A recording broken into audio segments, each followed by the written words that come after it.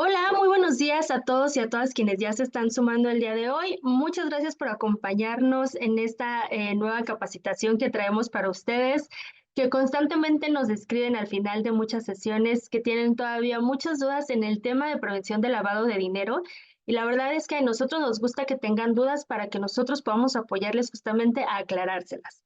Y bueno, es para eso que el día de hoy nos va a acompañar uno de los despachos miembros de la red pro bono de Appleseed, que es Chévez Ruiz Amarripa, a quien le agradecemos siempre el apoyo y el estar presente en estas capacitaciones.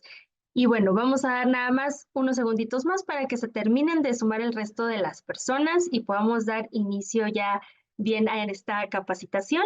Y bueno, como les mencionamos en casi todas las sesiones, si son nuevos, pues permítanme, les comentamos. En el chat nos pueden escribir nuevamente de qué organización son, de qué entidad de la República nos acompañan, que nos encanta siempre saber desde dónde se suman, ¿no? A veces tenemos del norte y del sur del país y nos encanta que todas las organizaciones estén capacitándose. Y bueno, pues ahora sí, para no robarles más tiempo, porque bueno, la sesión va a estar un poquito larguita, entonces esperamos que tengan su café, papel, lápiz. De todos modos, les haremos llegar esta presentación.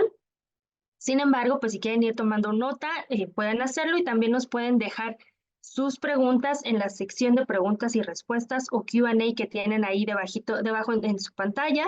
Les pedimos que en el chat no, ya que vamos a sumarnos más de 100 personas, entonces se podrían perder sus dudas en el chat. Entonces, por favor, en la sección de preguntas y respuestas. Y ahora sí, para no robarles más tiempo, les damos nuevamente la bienvenida a esta capacitación sobre prevención del lavado de dinero y las obligaciones que como nosotras, como organizaciones, tenemos en esta materia. Y bueno, para eso, les repito, nos acompaña el despacho Chávez Ruiz Amarripa a través de dos abogados que tienen bastante experiencia. En un momentito más les leo su semblanza, pero también agradecemos el apoyo de la red de OSC de Hermosillo para que pudiéramos llegar a través de la convocatoria a más organizaciones y también a la Hub de Sinaloa que nos apoya pues también convocando en esta sesión. Y ahora sí, perdón, a la Hub de Sonora, una disculpa, aquí me dando norte. Y bueno, ahora sí, sin más, permítanme mandarles y compartirles a ustedes, les va a aparecer ahí en su pantalla el cuestionario de conocimientos que nos ayuda mucho a saber qué tanto sabemos sobre estos temas, entonces nos pueden ayudar ahí, por favor. Y también les voy a presentar ya a nuestros ponentes. Hoy nos acompaña Luis Enrique Ortega Guerrero. Él dedica su práctica profesional a litigios administrativos y tributarios en distintos sectores, así como en materia constitucional, representando a clientes nacionales y extranjeros. Asimismo, cuenta con gran experiencia en la asesoría de clientes en procedimientos iniciados por así como en el diseño y manejo de procedimientos ante la Procuraduría de la Defensa del Contribuyente o también conocida como PRODECON.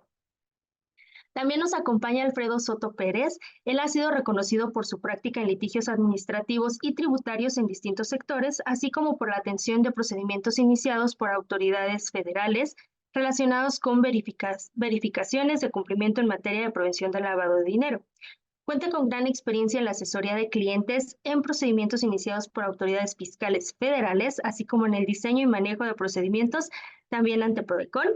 Y también ha enfocado su práctica en el área de cumplimiento normativo o compliance, con especial énfasis en sus vertientes de prevención del lavado de dinero, anticorrupción y cumplimiento e integridad empresarial.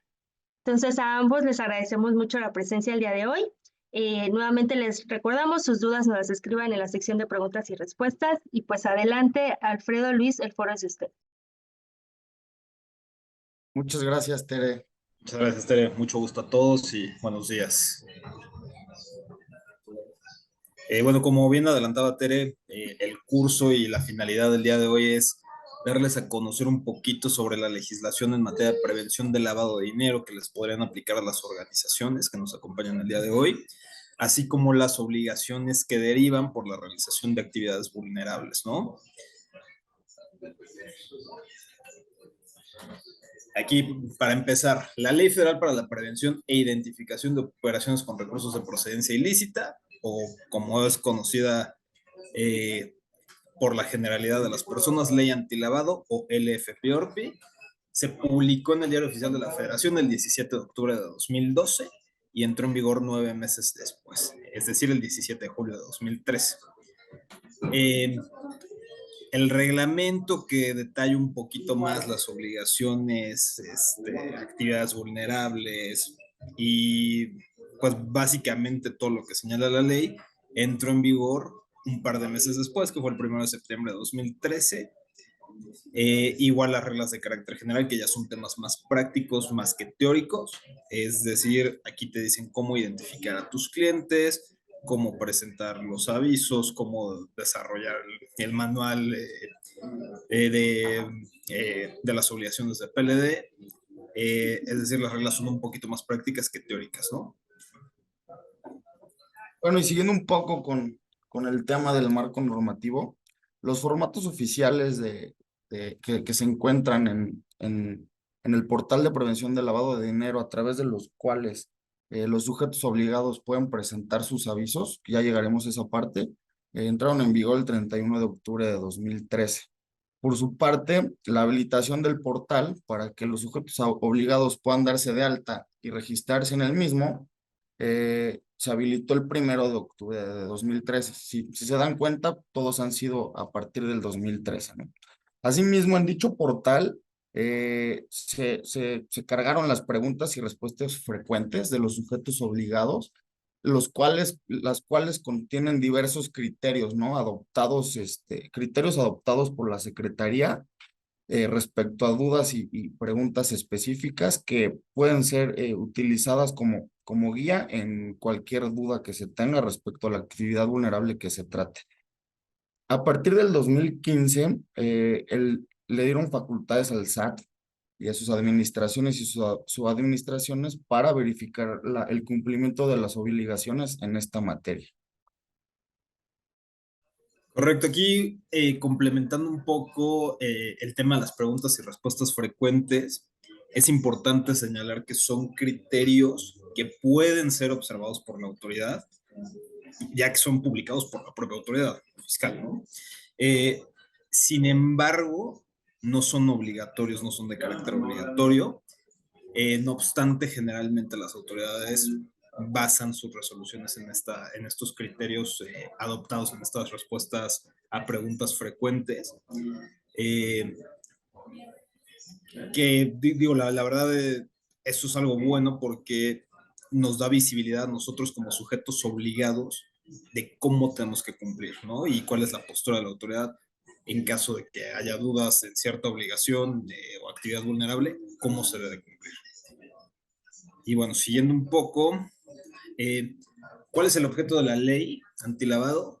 Básicamente es proteger el sistema financiero y la economía nacional. Esto lo hace a través de la imposición de medidas y procedimientos para evitar que dinero ilícito o activos ilícitos entren a este sistema financiero. Es decir, con el establecimiento de todas estas obligaciones que más adelante desarrollaremos, lo que intenta hacer esta ley es evitar que todos estos activos ilícitos tomen un carácter de licitud a través del ingreso al sistema financiero. Es decir, si una persona obtiene dinero de un secuestro, digamos 100,000 pesos en efectivo, con la imposición de estas obligaciones va a tratar de rastrear de dónde proviene ese dinero y evitar que se ingrese a una cuenta de banco, digamos, de Santander, ¿no? Para que no obtenga un carácter de licitud al haber sido ya ingresado a una cuenta bancaria. Ahora bien, los sujetos que establece nuestra ley marco, la LFPORP, en su artículo 13 nos establece y nos habla de entidades financieras. No obstante, las entidades financieras, ya que son bastantes, tienen su regulación específica, ¿no? Ya sea SOFOM, etcétera, ¿no? Pero lo que nos atañe en esta ley es respecto a las personas físicas y personas morales. Y estos sujetos obligados tienen que observar la ley siempre y cuando realicen las actividades vulnerables, que ahorita se las vamos a mencionar, que se encuentran dentro del artículo 17. Correcto, que aquí, como bien mencionado Alfredo, ¿no? Las entidades financieras van a tener sus disposiciones de carácter general específicas que van a ser emitidas básicamente por la Comisión Nacional Bancaria de Valores, Conducef, etcétera, ¿no?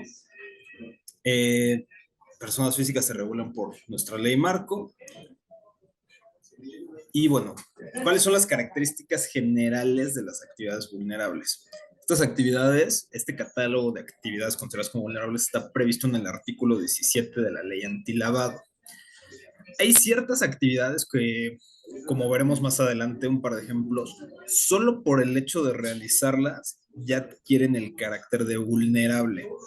Y hay otras actividades, por ejemplo, el arrendamiento de bienes inmuebles, que necesitamos que la operación, la contraprestación recibida, supere cierto umbral establecido por la ley, que se establece pues, por unidades de medida de actualización, supere este umbral para que sea considerada como actividad vulnerable. Si no supera este umbral, no obstante sea la actividad catalogada en el artículo 17, no va a ser considerada vulnerable, ¿no? Hay actividades que son sujetos a identificación, como lo decía, ¿no? Solo por realizarlas o se tiene que superar el umbral. Y hay operaciones que son sujetas a aviso, arrendamiento, ¿no? Volvamos a ese ejemplo.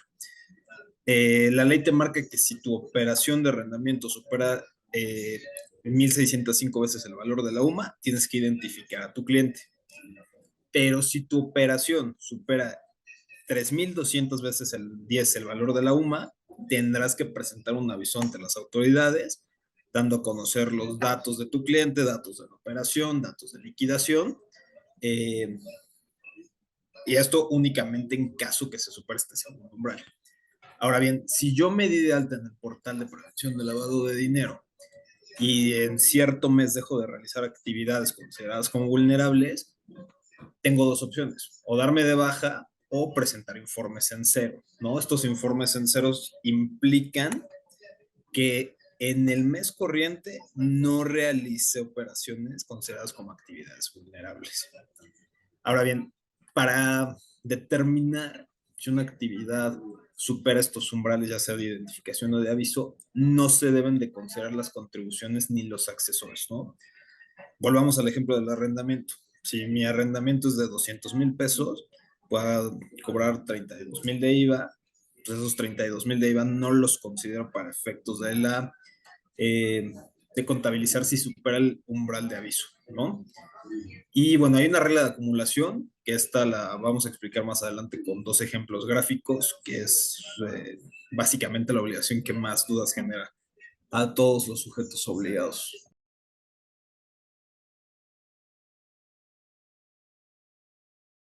Y bueno, un poquito les platicamos respecto a las actividades vulnerables que vienen en el artículo 17, que no necesariamente son aplicables para todas las organizaciones. Por ejemplo, existe juegos con apuesta, tarjetas con almacenamiento de valor monetario, cheques de viajero, mutuo crédito, préstamos o garantías, el otorgamiento de préstamos, desarrollo y enajenación de bienes inmuebles, servicios de blindaje. Siguiente, Luis, por favor.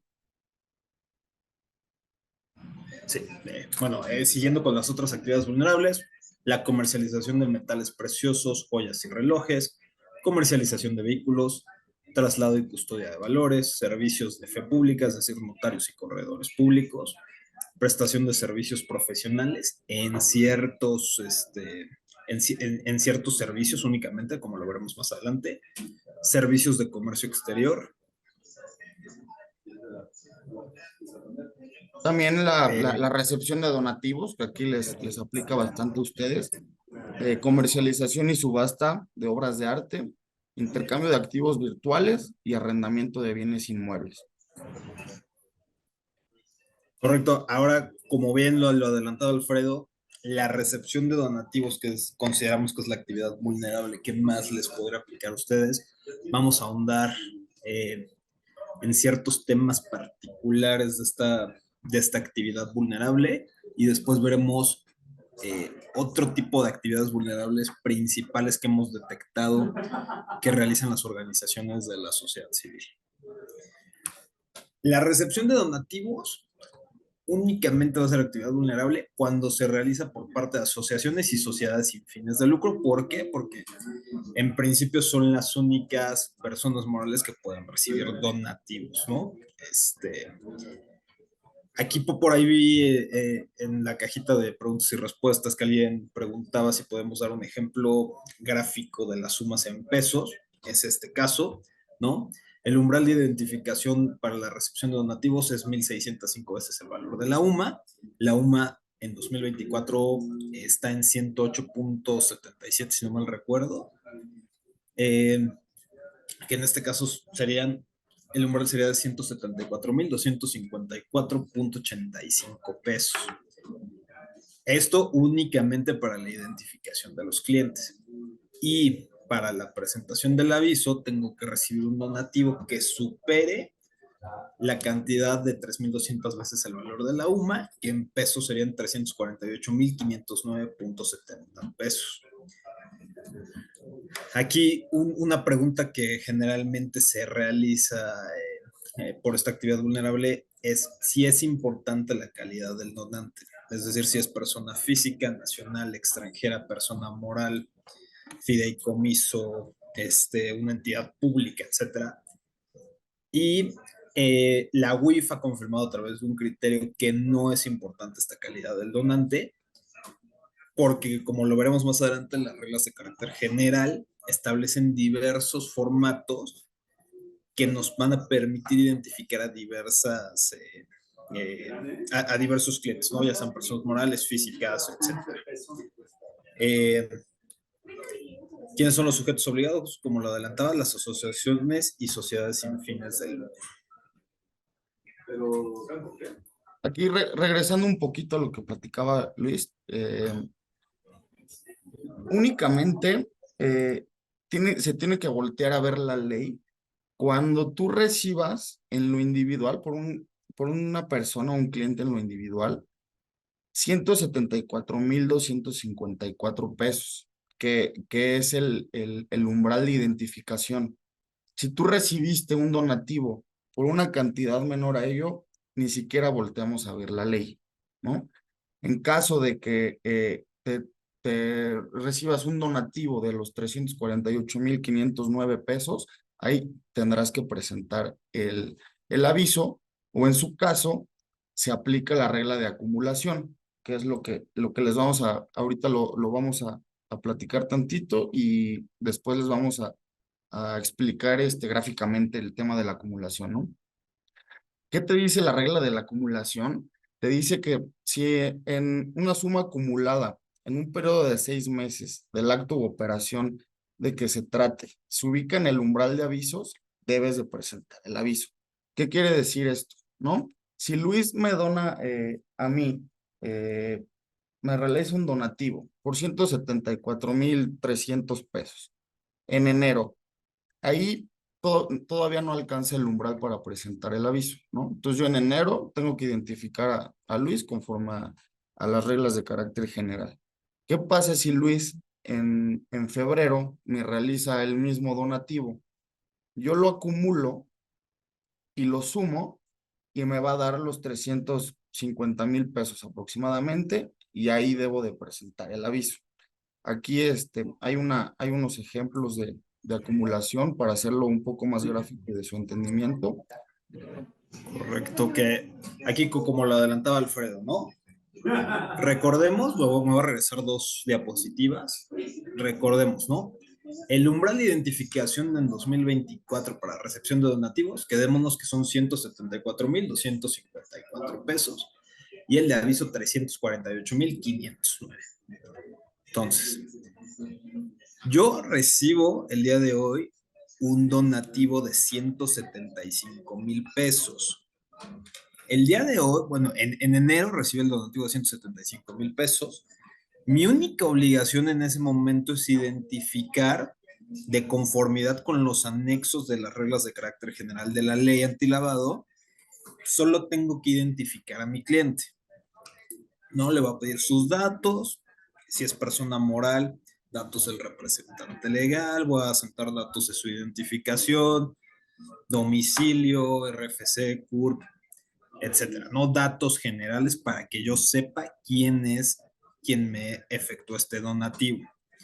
Esto por la donación recibida en enero. Ahora, este mismo donante me vuelve a donar la misma cantidad en febrero, 175,000 pesos. Aquí, en términos de la regla de acumulación establecida en las disposiciones antilavado, tengo que acumular tanto el donativo recibido en enero como en febrero, y de la suma de estos dos, que ambos fueron de 175,000 pesos, ya me da 350,000 pesos, que supera el segundo umbral, es decir, el umbral de aviso. Entonces, en febrero tengo que presentar un aviso por acumulación de los donativos recibidos en enero y en febrero, porque ya superaron este umbral, ¿no? Y así sucesivamente. En marzo vuelvo a recibir 175,000. Aquí ya no tengo que hacer nada porque ya identifiqué a mi cliente y no superé el umbral de aviso. Pero en abril, mismo donante me vuelve a dar 175,000 pesos.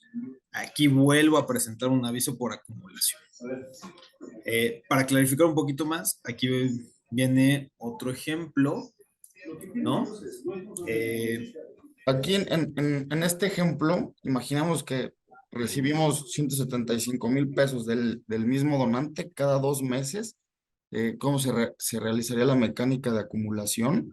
En enero, identificas a tu cliente y tienes el mecanismo para acumular, ¿no? Resulta importante señalar que en los meses en los que no se presente ningún aviso, se debe de dar un informe a través del portal señalando que no tuviste operaciones que superaron el umbral para la presentación de avisos.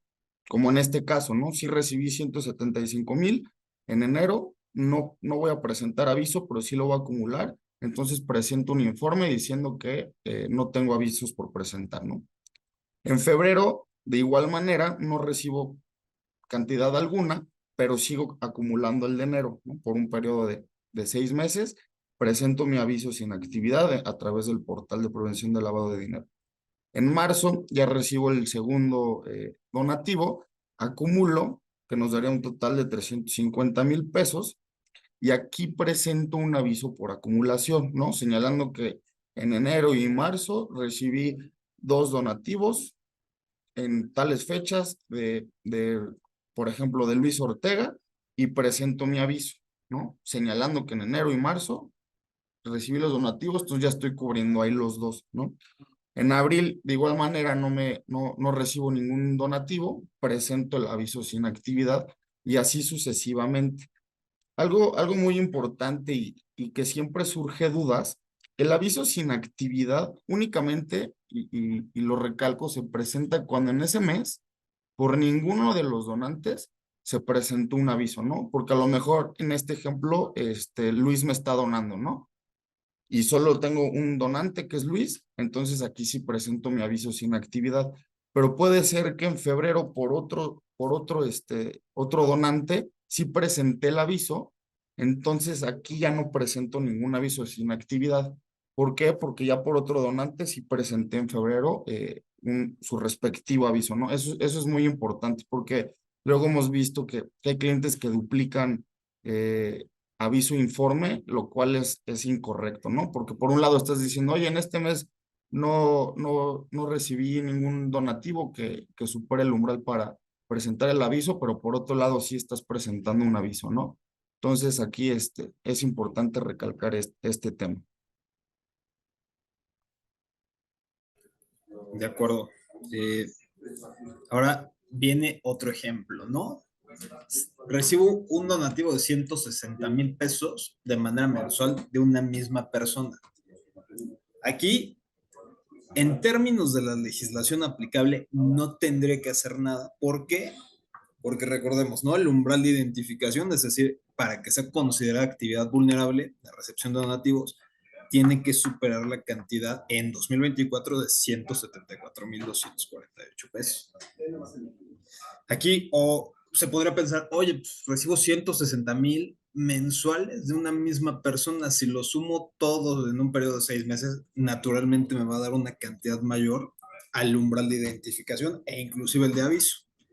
Sí, es cierto, pero como no supera el primer umbral, esta actividad no es considerada como vulnerable y en realidad en términos de la legislación aplicable no tendría que hacer nada. No obstante, como política de buen gobierno corporativo, la recomendación es identificar a tu donante, ¿no? Un donante recurrente que te está donando 160,000 pesos mensuales. Si bien es cierto, no se actualiza la obligación legal, lo correcto por política de buen gobierno corporativo sería identificarlo para pues, tener su expediente al ser un donante que te está donando cada mes, ¿no?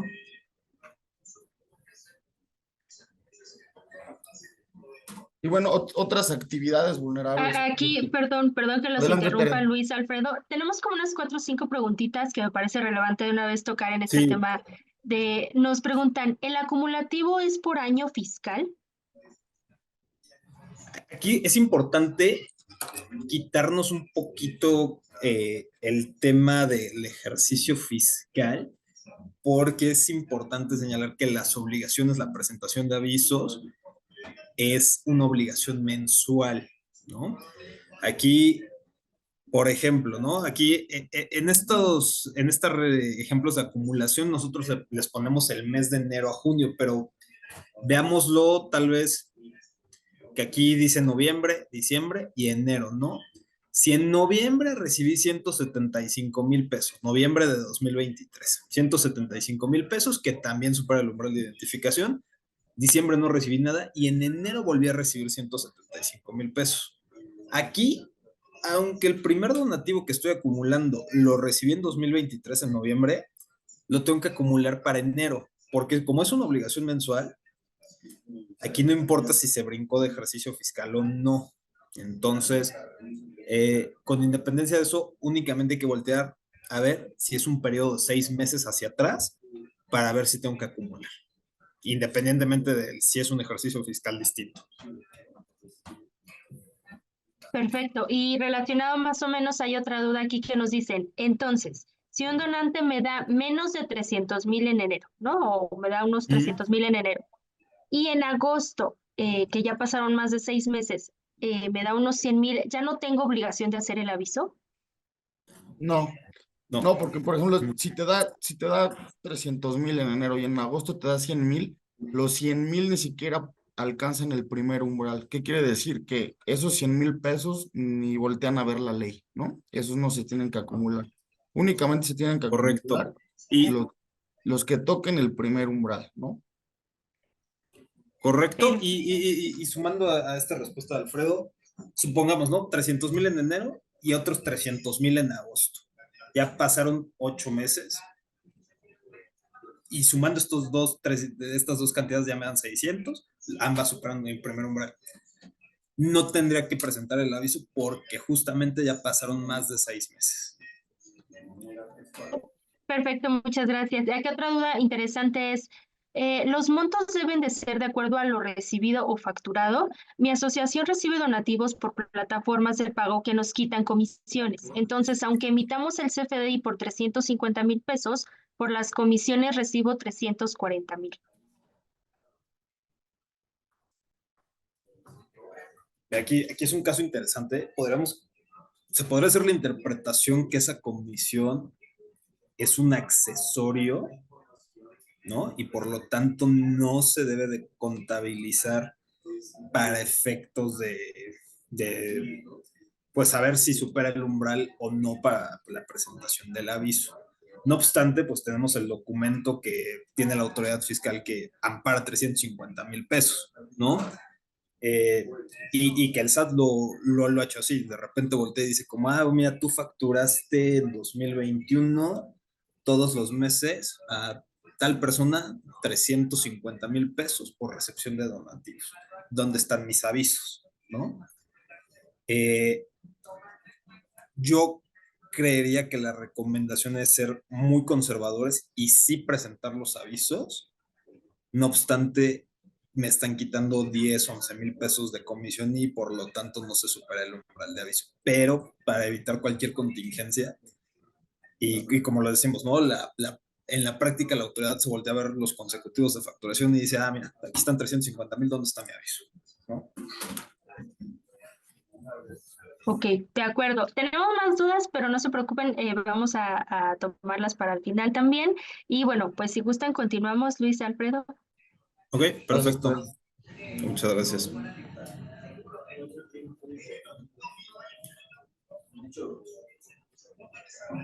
Y bueno, respecto a otras actividades vulnerables que se encuentran dentro del artículo 17, les vamos a platicar un poquito del arrendamiento, ¿no? Que es una actividad que pues, la mayoría de las empresas y organizaciones pueden realizar. Eh, Aquí, de igual manera que en los donativos, existe un umbral de identificación y otro de aviso. Si se dan cuenta, son los mismos umbrales, ¿no? Tanto en donativos como en arrendamientos, son las 1,605 UMAS para identificar a tu cliente y 3,210 UMAS para presentar el aviso, ¿no? Aquí aplica de igual manera que en los donativos la regla de acumulación. No obstante, como bien saben, pues, los arrendamientos son mensuales, ¿no? Entonces, en enero, si me dan 175,000 pesos, es claro que en febrero pues, ya tengo que presentar el aviso porque en febrero me pagan la renta. Si la sumo, que siempre va a ser por lo regular la misma, pues ya me da el monto para presentar el aviso, ¿no? Entonces, por lo regular, en las operaciones de arrendamiento, la regla de acumulación es presentar los avisos bimestralmente en caso de que tu arrendamiento no exceda los 348,000 pesos mensuales, ¿no? Aquí el valor de actividad va a ser el monto de la renta mensual. ¿Qué pasa aquí cuando se pacta la renta mensual, no sé, de manera anual, ¿no? Por ejemplo, no, pues me van a dar 2 millones de pesos al mes, ¿no? Perdón, al año. ¿Qué te dice la ley? Esos 2 millones se tendrán que dividir entre los meses que pactaste el arrendamiento a efecto de determinar si tu renta mensual alcanza el monto de identificación que son los 174,000 pesos, ¿no? Y ya que realizaste eso y viste que sí es una actividad vulnerable, pues ya sigues con las mismas reglas de acumulación y de identificación de tus clientes, ¿no? ¿Cuál es el plazo en los arrendamientos para la presentación del aviso? Es a flujo, ¿no? A partir de la recepción de las cantidades por el concepto de renta. Porque, ¿qué pasa, no? A lo mejor le renté a Luis un departamento todo 2024, pero yo pacté que me lo va a pagar hasta diciembre, de jalón los 12 meses, ¿no? Entonces, pues, si bien la operación surtió sus efectos legales y Luis ya me firmó mi contrato de arrendamiento y él está viviendo en mi departamento, hasta que me pague y hasta que exista el flujo y él me deposite la cantidad pactada, es cuando yo tengo que presentar el aviso.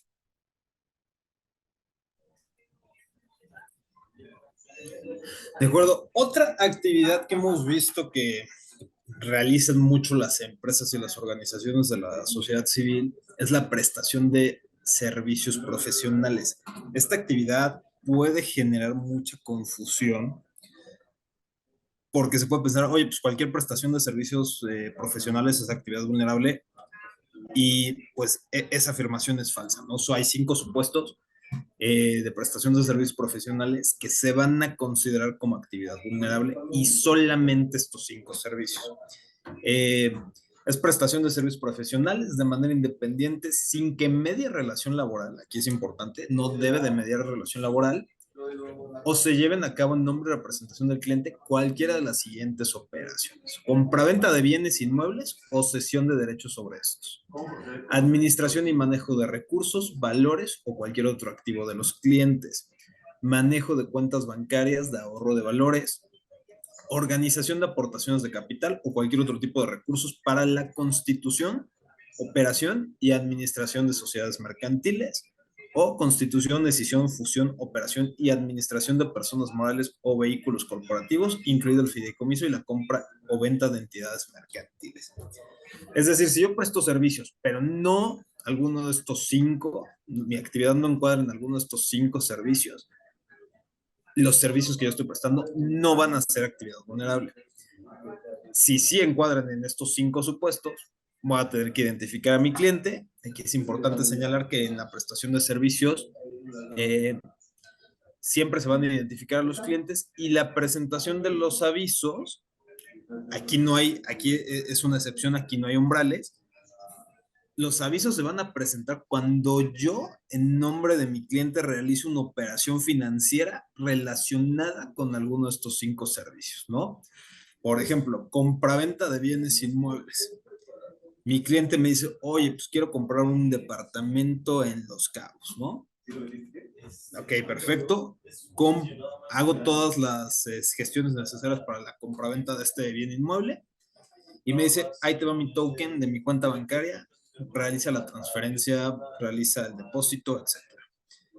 Y yo realizo esta operación financiera para comprar el departamento, ahí yo tendré que presentar el aviso.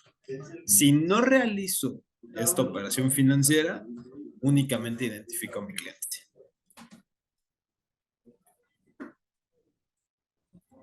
Y en relación con lo que decía Luis, esta actividad vulnerable es de las que siempre no tiene umbral para la identificación. Si tú la realizas, siempre tienes que identificar a tu cliente y el aviso se da cuando realices cualquiera de las actividades que mencionó Luis y realices nombre y representación de un cliente alguna operación financiera, ¿no? Como el ejemplo que puso, que me da su token y yo transfiero o realizo el pago de alguna actividad, ¿no?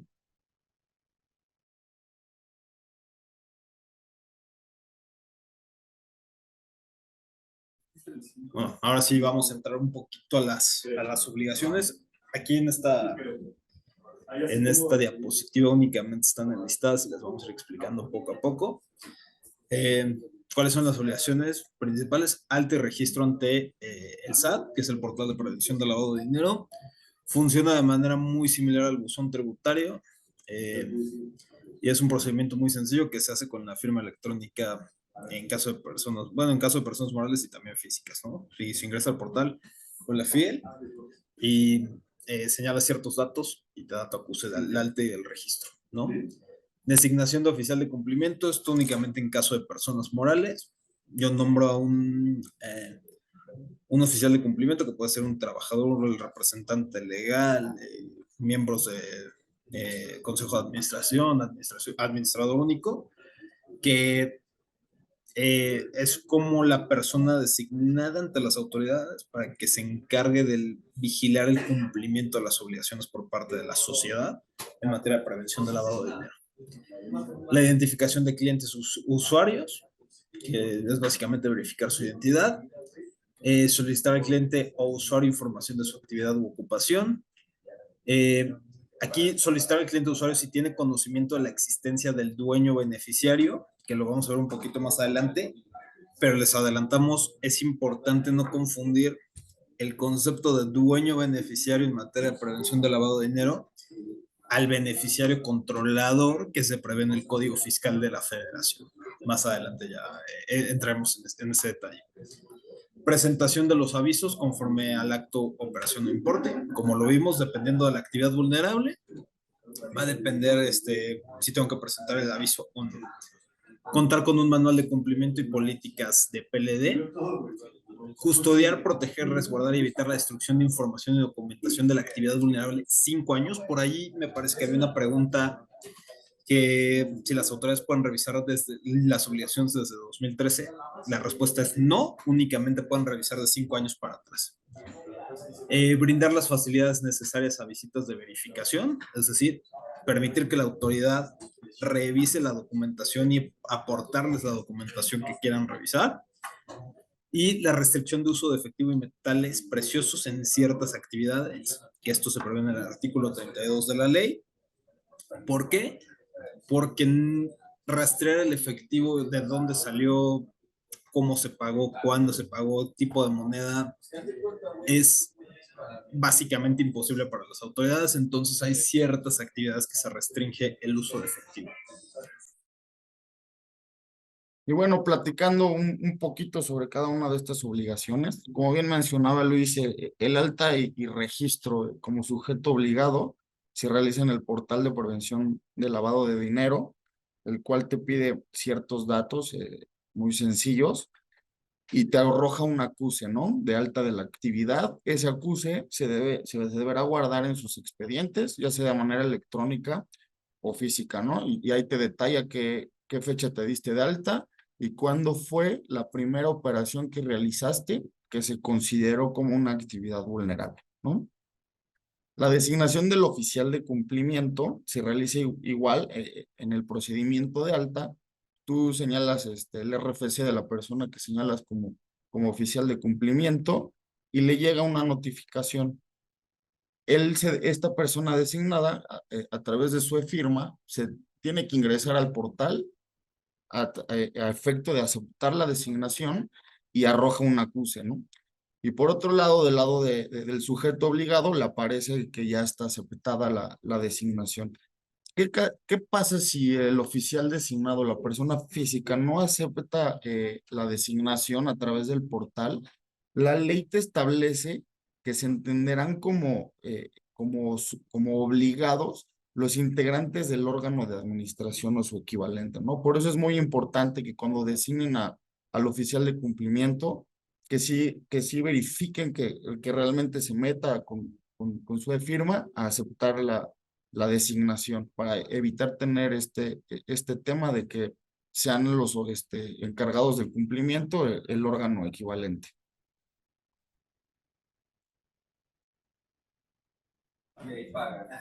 Correcto. Una de las obligaciones más importantes y que la autoridad se mete a detalle a revisar es la debida identificación de los clientes o usuarios, ¿no? Más adelante les vamos a platicar igual a detalle este tema, pero las autoridades fiscales en los últimos 6, 7 semanas han efectuado muchísimas revisiones en materia de prevención de lavado de dinero y las observaciones que siempre están en todos nuestros clientes es: identificaste mal a tu cliente o usuario porque te faltó tal dato, te faltó tal documento, lo pusiste mal, te faltó una coma, te faltó un punto. Ya es absurdo, pero siempre observan la indebida identificación de los clientes o usuarios. ¿Qué se tiene que hacer en esta obligación? Básicamente integrar un expediente de cada uno de nuestros clientes cuya operación rebase los umbrales o en su caso que la actividad vulnerable requiera que lo identificamos por el solo hecho de realizarla, ¿no? ¿Qué pasa si mi cliente o usuario no me quiere proporcionarle la información? La recomendación y lo que establece la ley es abstenerse de realizar esta operación y la ley te dice: tú si te abstienes porque tu cliente no te quiso dar la información para su identificación, no vas a tener ninguna responsabilidad. Así haya contratos, así la legislación civil te diga o mercantil te diga una cosa, no vas a tener ninguna responsabilidad porque la ley así lo establece, ¿no? ¿Qué pasa si ya recibí el donativo, si ya recibí la contraprestación del arrendamiento y mi cliente se sigue negando a proporcionarme la información y documentación para su identificación? Lo que se tiene que hacer es cancelar la operación, ahí te va el dinero de regreso y pues, esto es importante porque vas a evitar sanciones y que la autoridad te empiece a cuestionar por qué no cumpliste debidamente con tu obligación de identificar a tu cliente o usuario. Bueno, ¿qué datos y documentos se tienen que recabar para poder nosotros integrar nuestro expediente de identificación de clientes o usuarios? Aquí les vamos a poner 2 ejemplos. Por ejemplo, si mi donante fue una persona moral nacional, los datos, es importante señalar que el expediente lo podemos dividir y ver en dos secciones, ¿no? Uno que son datos que pueden ir en un formato y la documentación soporte, ¿no? Como datos, ¿qué tenemos que recabar? La denominación o razón social, la fecha de su constitución, su nacionalidad, actividad, giro mercantil u objeto social, que esto lo podemos sacar de su acta constitutiva, ¿no? El domicilio, número de teléfono, aquí es importante que el número de teléfono debe de incluir la clave helada, el correo electrónico de contacto, su clave del RFC y los datos del representante legal como lo son el nombre, su fecha de nacimiento, RFC y CURP, y datos de la identificación oficial que se le solicite, que eso va del lado de los documentos también. Por ejemplo, en documentos se le tiene que solicitar a tu cliente, persona moral nacional, el acta constitutiva y el registro ante el registro público de la propiedad y del comercio, ¿no? Si te exhibe un poder donde se desprendan los datos de constitución y los datos del registro en el RPPC, ya con eso cumples con esta obligación. No necesariamente tiene que ser el acta constitutiva, ¿no? Puede venir en el poder del representante legal como antecedente. Un comprobante de domicilio, que no debe ser mayor a 3 meses, menor a 3 meses de que se celebró la operación.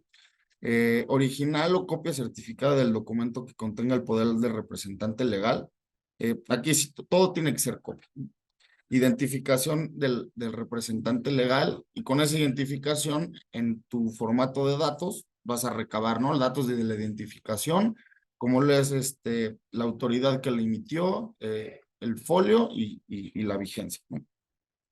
También la cédula de identificación fiscal de tu cliente, y esta es muy importante porque en las revisiones que comentaba Luis, que está realizando la autoridad en estas últimas semanas, nos hemos dado cuenta que le están poniendo mucho énfasis a que en los expedientes de nuestros clientes contengan la constancia de solicitud de la información del dueño beneficiario firmada por el cliente, ¿no?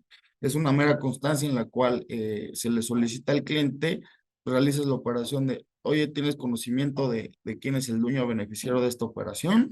Si tú señalas que no, se deberá de firmar y la agrega. Si el cliente señala que no, se deberá de firmar y se agrega al expediente. En caso de decir que sí conozco quién es el dueño beneficiario, me tienen que señalar quién es el dueño beneficiario y le tengo que solicitar la misma información para volver a hacer como un anexo del expediente identificando al dueño beneficiario, ¿no? Aquí yo siempre les pongo, para que no se confunda la definición de dueño beneficiario de la LFPORPI con la del Código Fiscal de la Federación. Les voy a poner un ejemplo muy sencillo, por ejemplo, y de una actividad vulnerable que es la enajenación de vehículos. Por ejemplo, yo llego a la agencia y compro una camioneta, no sé, ya de 1 millón de pesos, ¿no? Que pasa el umbral de identificación y de aviso. El vendedor me tiene que pedir mis datos para armar el expediente de su cliente, que en este caso sería yo, y me va a solicitar llenar la constancia de dueño beneficiario, ¿no? Por ejemplo, si yo compré esa camioneta para regalársela, no sé, a mi mamá, pues tengo que poner, ¿no? El dueño beneficiario, el nombre de mi mamá, y el vendedor me va a tener que solicitar la información y documentación de mi mamá para poderla integrar a mi expediente de identificación. Caso en contrario, si yo le digo no conozco al dueño beneficiario, no tengo conocimiento, nada más le firmo la constancia y ya están cumpliendo con la ley, ¿no? Eso es un punto muy importante para que puedan integrar debidamente sus expedientes.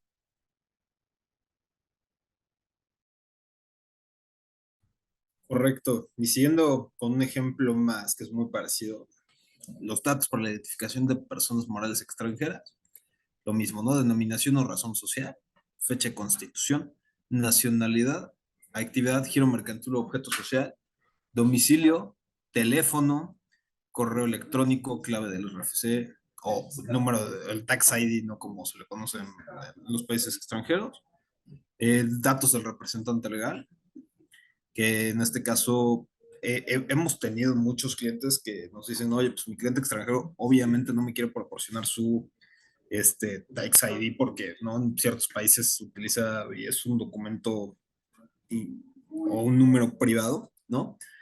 En esos casos habrá que analizar si se asenta que el cliente no te lo quiso proporcionar o qué se hace en esas situaciones, pero nos ha pasado sobre todo con clientes extranjeros. Y los mismos documentos, ¿no? Documento que compruebe la constitución de la persona moral, que va a depender del país del cual sea tu cliente. Un comprobante de domicilio, documento que tenga el poder del representante legal, identificación del representante legal, algún documento que contenga el tax ID de la empresa y como lo señaló Alfredo en la slide anterior, también la constancia de solicitud de información de dueño beneficiario.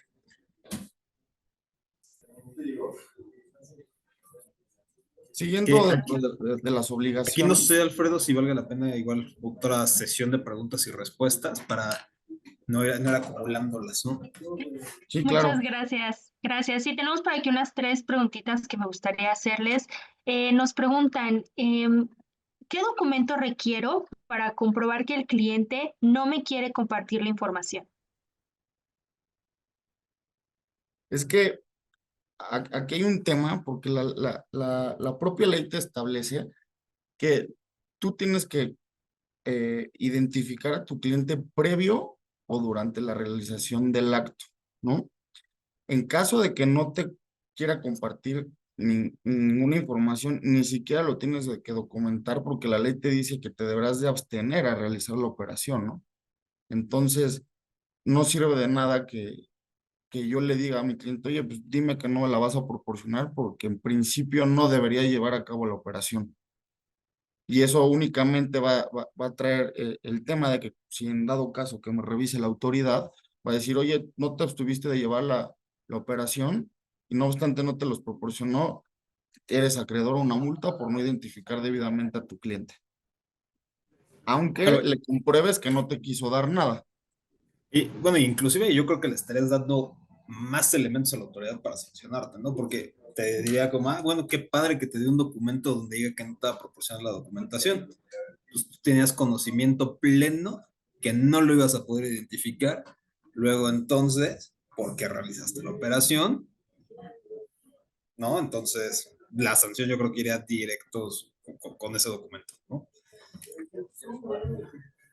Ok, perfecto. Muchas gracias por compartirnoslo.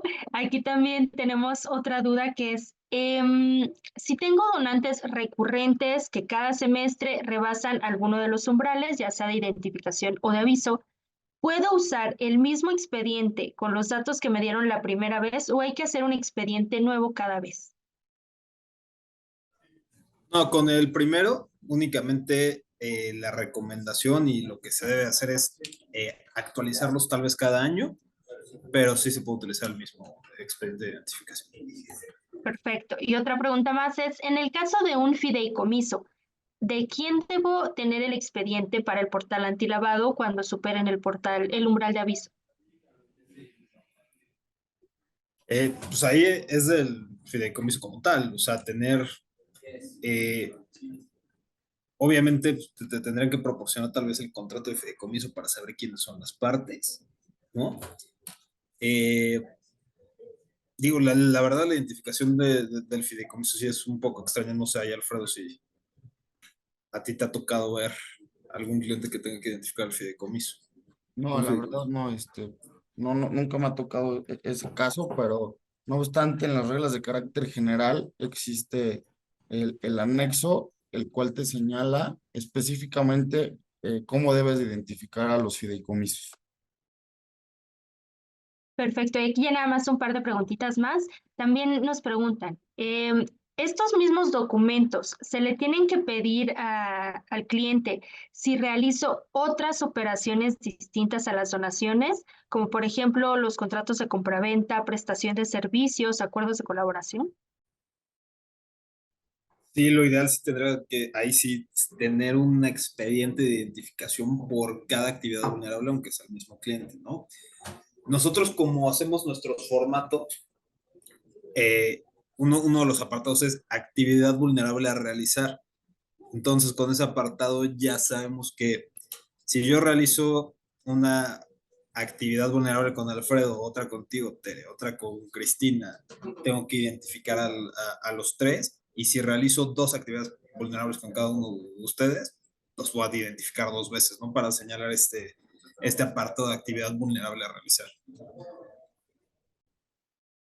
Perfecto. Y finalmente aquí son dos dudas, pero muy similares, que nos hablan sobre la constancia de la solicitud de información del dueño beneficiario. Nos preguntan si es un formato oficial o uno puede elaborarlo según su criterio y que si ustedes pueden apoyarnos en algún momento para poder desarrollar este documento. No existe un formato oficial, se puede elaborar en un escrito libre.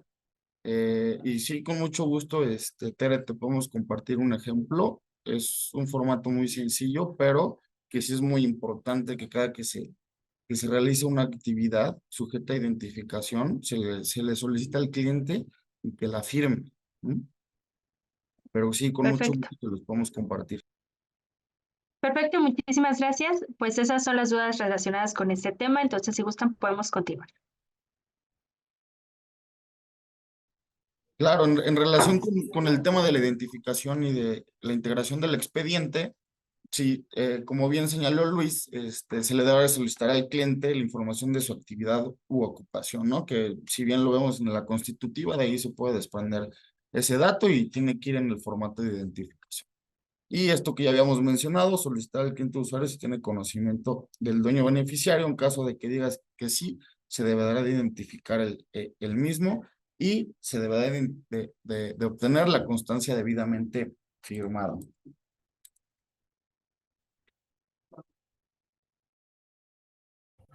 Correcto, y siguiendo con básicamente tal vez la obligación más importante, que es la presentación del aviso, ¿no?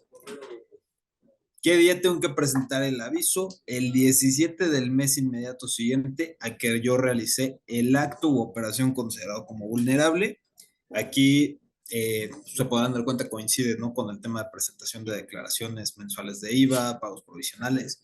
Al SAT le gusta el día 17 por alguna razón. Entonces, el día 17 del mes inmediato siguiente, pues, hasta ese día tengo para presentar el aviso. No obstante, lo puedo presentar antes, ¿no? Por ejemplo, si hoy que estamos a 15 de mayo, recibo un donativo de Alfredo de 400,000 pesos, hoy mismo yo podría presentar el aviso por esa operación, ¿no? Lo recomendable es esperarse que ocurra todo el mes de mayo, ¿no? Y a partir de los primeros días de junio ya presento todos mis avisos por las operaciones que realicé o de los donativos que recibí en mayo, ¿no? No es obligación, pero lo recomendable es esperarte hasta los primeros días del siguiente mes para ya presentar todos tus avisos. ¿Cómo se presentan estos avisos? A través del portal de prevención de lavado de dinero. Una vez que ya te diste de alta, ya diste de alta las actividades vulnerables que realizas, hay un apartado especial que te dice avisos y ahí presentas tus avisos, ¿no? Se tiene que seguir el formato oficial. Los avisos los puedes llenar directamente en el portal de prevención de lavado de dinero. Si no tienes muchos avisos que presentar, lo recomendable es que llenes esos datos directamente en el portal y lo presentas. Si tienes muchísimos avisos a presentar, también hay unos formatos en Excel que puedes descargar de la página oficial de la autoridad, que puedes ir llenando los datos y generas un XML con este Excel y este XML lo subes directamente al portal.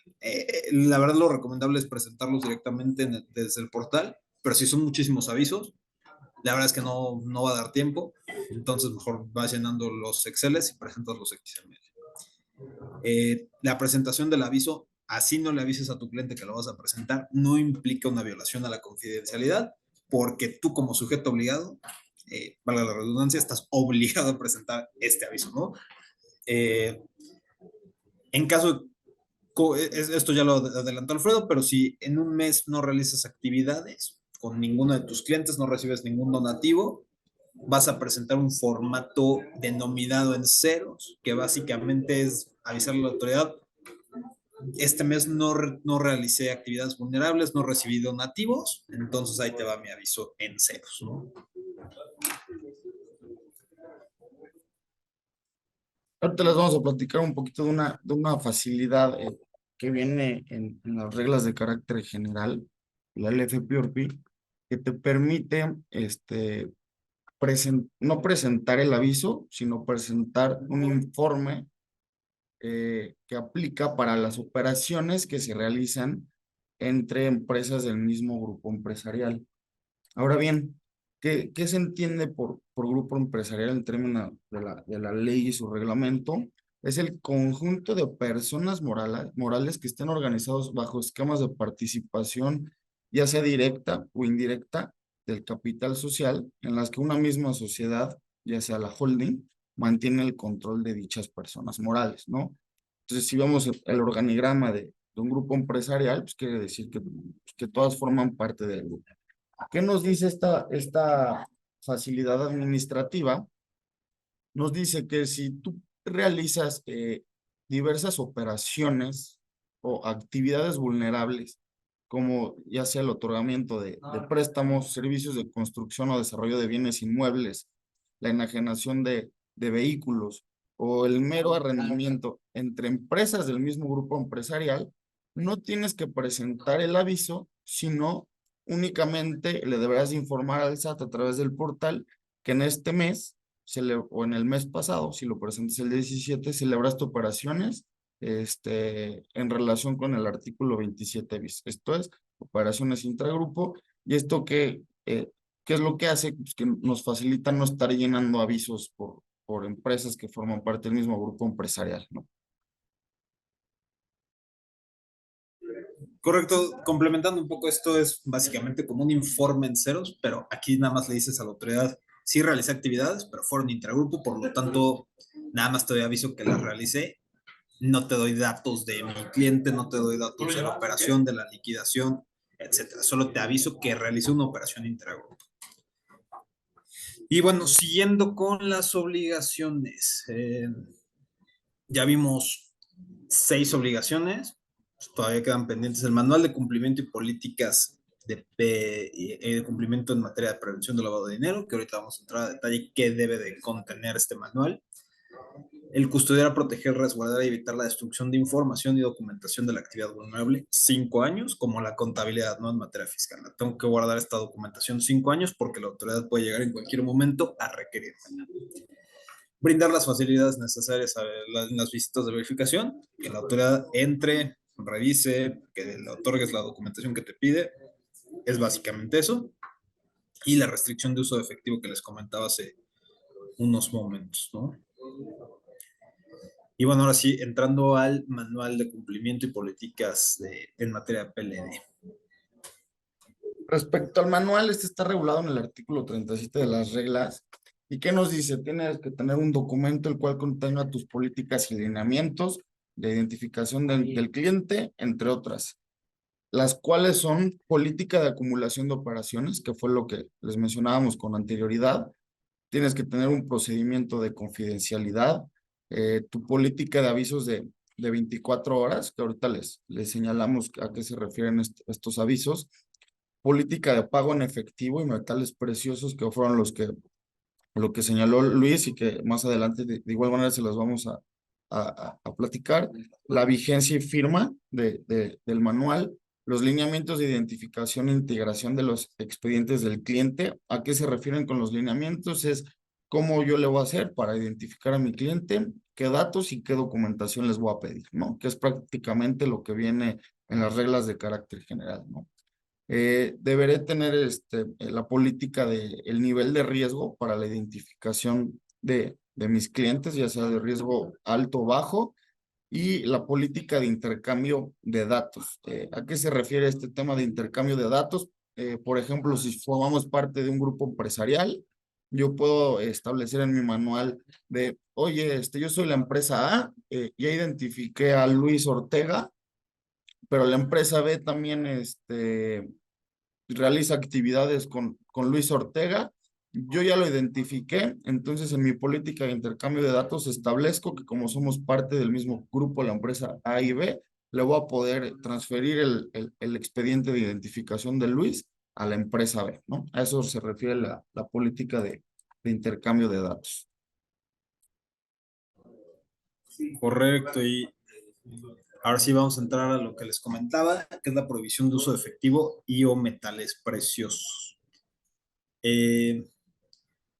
Hay ciertas actividades con ciertos umbrales que la propia ley en su artículo 32 nos prohíbe dar cumplimiento al pago de las contraprestaciones a través de uso de efectivo, ya sea moneda nacional o extranjera, y o metales preciosos, ¿no? Por ejemplo, la venta de inmuebles, yo no puedo liquidar una operación de compraventa de bienes inmuebles en efectivo por una cantidad mayor a 871,274.25 pesos. Es decir, si me quiero comprar una casa de 1 millón de pesos, yo no puedo llegar con el 1 millón de pesos en efectivo y decirle, ahí te va el dinero, dame mi casa, ¿no? Podría pagarle los 871,274 en efectivo y lo demás lo tengo que liquidar a través de una operación financiera, ya sea depósito, transferencia, cheque, etcétera, ¿no? También esta restricción aplica para vehículos nuevos o usados, ya sean aéreos, marítimos o terrestres, joyería, relojes, metales preciosos y piedras preciosas, juegos con apuesta, concursos o sorteos, servicios de blindaje. También aquí importante, ¿no? Si compro acciones o partes sociales de una persona moral, yo no puedo pagarlas en efectivo. Y bueno, el servicio de blindaje, ¿no? No podemos pagar la contraprestación en efectivo hasta un monto de 348,509.70 pesos. Aquí son sanciones graves, ¿no? En caso de que se reciban una contraprestación en efectivo mayor, que puede ser hasta el total de la operación, ¿no? Ahora bien, ¿cómo se realizan los procedimientos de revisiones en materia de prevención de lavado de dinero? Tenemos que señalar que aquí existen dos procedimientos, ¿no? Que se complementan entre sí. Uno es el procedimiento de verificación y otro es el procedimiento sancionador. Ambos están regulados en la Ley Federal del Procedimiento Administrativo. ¿Qué sucede aquí? Llega el visitador con el sujeto obligado, realiza el levantamiento de un acta circunstanciada. A través de esa acta se inicia el procedimiento de verificación y te pide, solicita información y documentación respecto a la actividad vulnerable que diste de alta y respecto al periodo que ellos te señalen, ¿no? Puede ser el periodo de un mes o puede ser de un año, ¿no?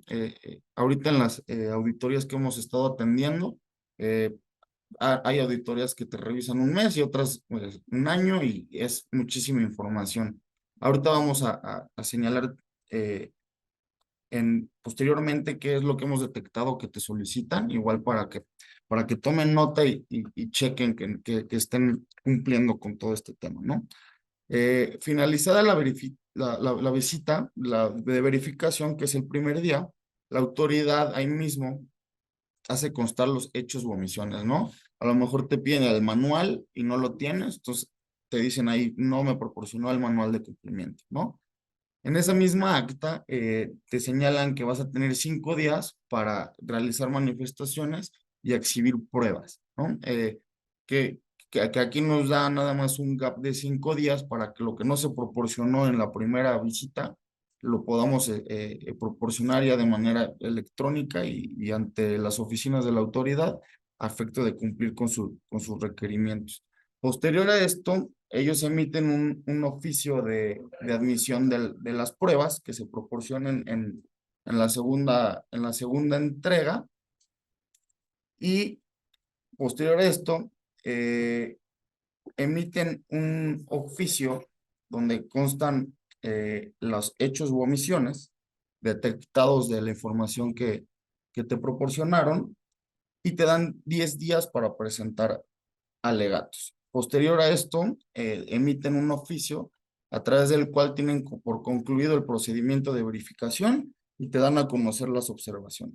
Hasta ahí termina el procedimiento de verificación y la propia autoridad te dice que se reserva el derecho de iniciar el procedimiento sancionador hasta por 5 años, ¿no? Entonces, puede ser que te emitan el oficio de conclusión de la visita de verificación y en 3 años te inicien el sancionador, ¿no? Pero lo que hemos visto es que no lo hacen, como a los 15 días llegan y te inician el procedimiento sancionador, ¿no? Correcto, la verdad es que nunca utilizan este plazo de 5 años que tienen.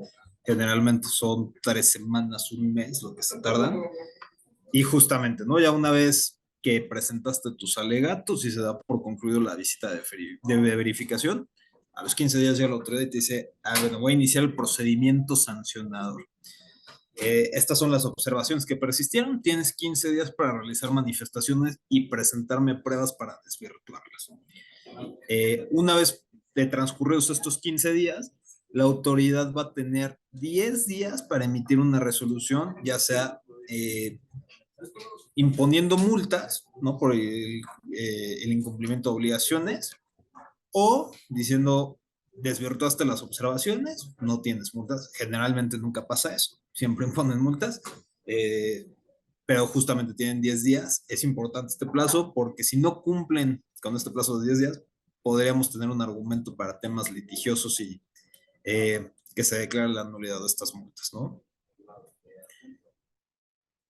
Aquí, como les adelantaba, ¿no? Es importante señalar que en las últimas semanas las autoridades han efectuado muchísimas revisiones en materia de prevención de lavado de dinero.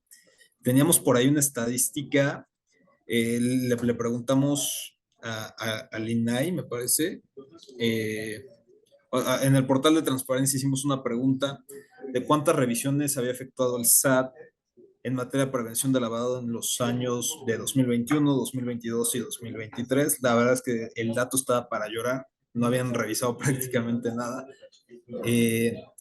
Pero pues en las últimas semanas se pusieron las pilas y empezaron a revisar muchísimo el cumplimiento de obligaciones en materia de prevención de lavado de dinero.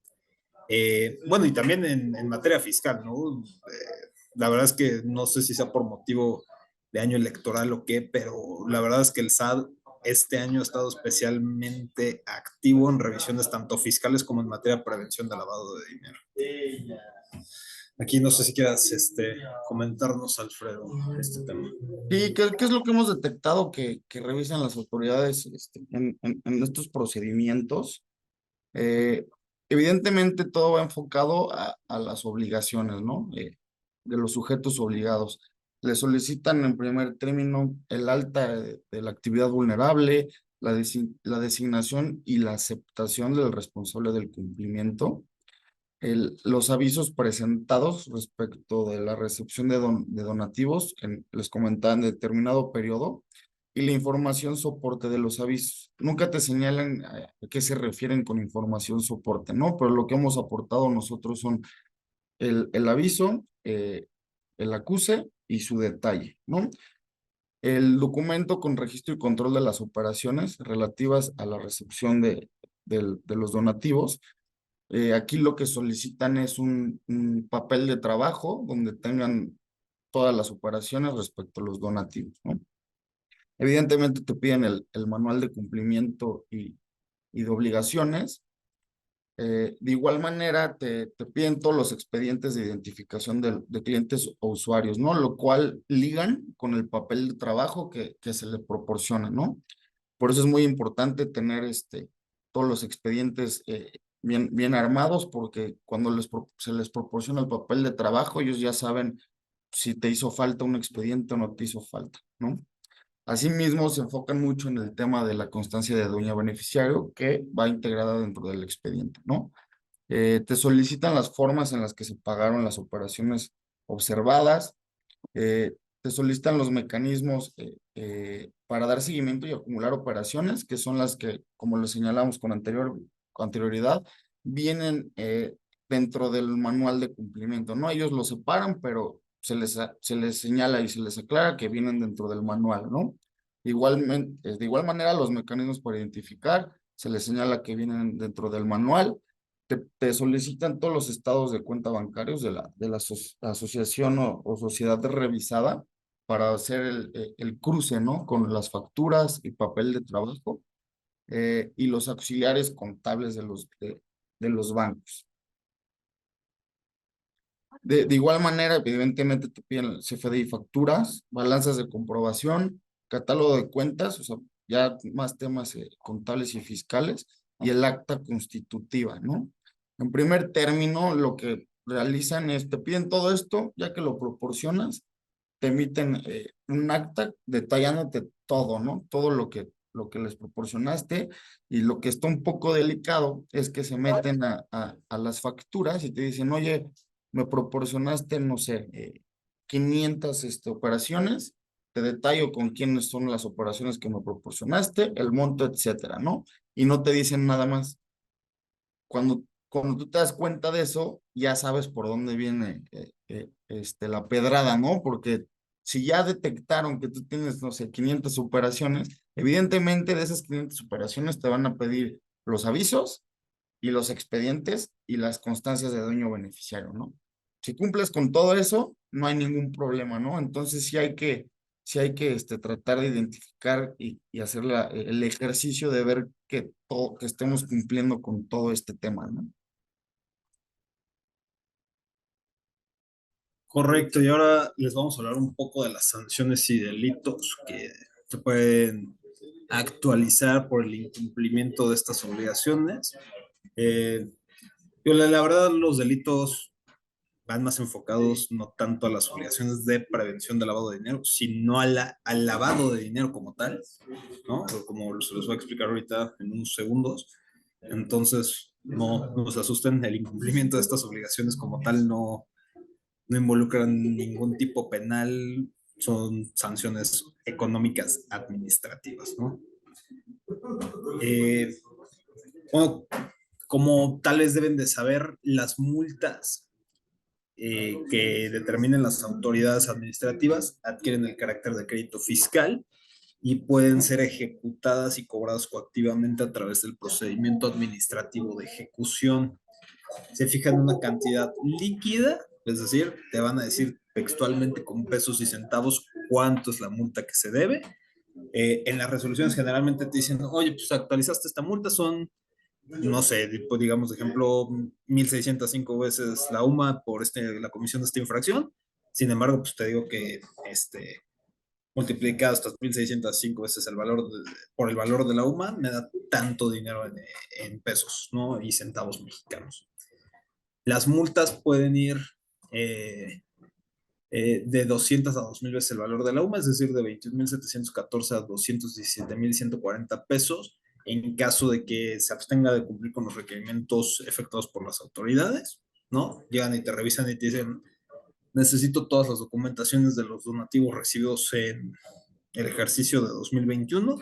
Si tú no proporcionas esa información o documentación, te pueden imponer esta multa.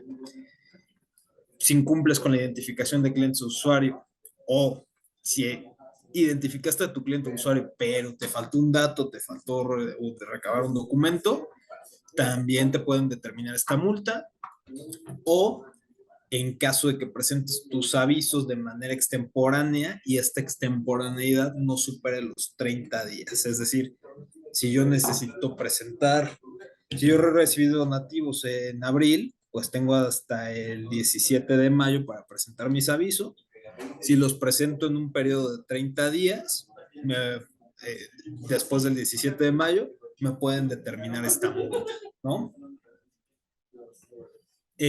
La multa, hay otro tipo de multa que es más grave, ¿no? Que va desde las 10,000 hasta las 65,000 UMAS, es decir, de 1,085,700 pesos a 7,057,050 pesos, o del 10% al 100% del valor del acto u operación.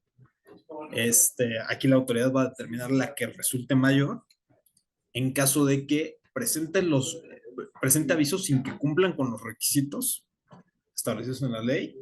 Si recibo efectivo y superan los umbrales establecidos en el artículo 32, que ya les había explicado, o simplemente no presento los avisos, me pueden determinar esta multa, que la verdad es bastante cuantiosa y eso hay que recordar, es importante señalar que sería una de estas por cada aviso no presentado, por cada aviso presentado sin requisitos o por cada operación que recibe efectivo y no debía recibir efectivo, ¿no? También existe una abstención a la imposición de infracciones solo por una vez y en contra de la primera infracción, siempre y cuando de un cumplimiento espontáneo previo al inicio de facultades de comprobación, ¿no?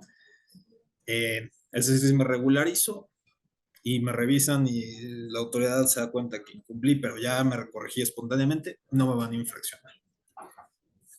Para la determinación de las multas, es decir, si me determina la de 10,000 o 65,000 veces el valor de la UMA, pues la autoridad tiene que tomar en consideración la reincidencia, si ya me habían sancionado, eh, la cuantía del acto de operación, o si dolosamente yo decidí no presentar el aviso, si realmente fue por un tema que eh, pues el portal no servía, no, eh, me faltaba un dato, no se cargó bien, me botó el aviso, nunca se presentó o no lo firmé, etcétera, ¿no? Ahí son cuestiones que debe tomar en consideración la autoridad para determinar la cuantía de la multa. Bueno, dentro de los delitos previstos en la ley, existe la prisión de 5 a 15 años y de 1,000 a 5,000 días de multa a quien oculte, pretenda encubrir la naturaleza y el origen de los recursos o que tengan indicio fundado y que no deriven de ganancias de la comisión de un delito y no puedan acreditar su legítima procedencia, ¿no? De 2 a 8 años de prisión y de 500 a 2,000 días de multa. Esto aplica para nuestro cliente, ¿no? Proporcionar de forma dolosa a quien deba de dar avisos, o sea, nosotros, información o documentación falsa. La que sí aplica para ambos, ¿no? Quien de forma dolosa modifique o altere la información o documentación, los datos o imágenes destinados a ser incorporados a los avisos o incorporados en avisos presentados, ¿no? Esto igual aplica para los expedientes, ¿no? Que no vayan a tacharle ahí la fecha y le pongan o que le inventen un domicilio, etcétera, pues eso tienen que tener en cuenta que puede ser constitutivo a un delito, ¿no? De multa y prisión.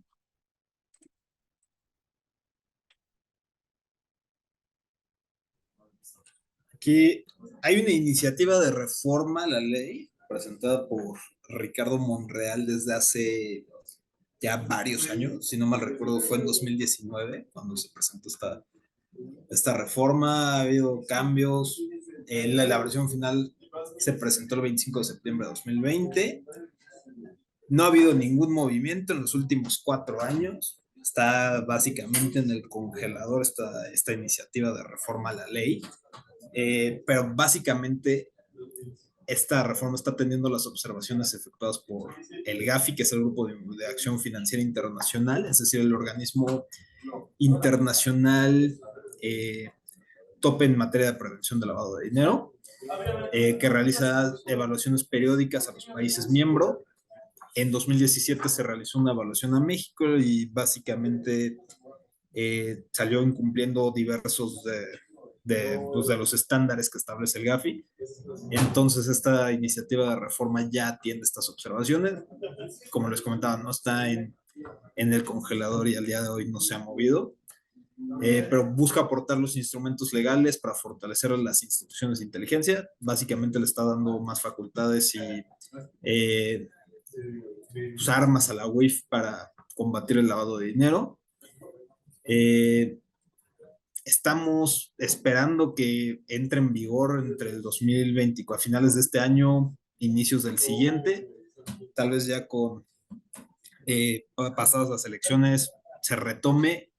Lo cierto es que en los últimos 4 años no ha habido ningún movimiento en esta iniciativa de reforma, ¿no?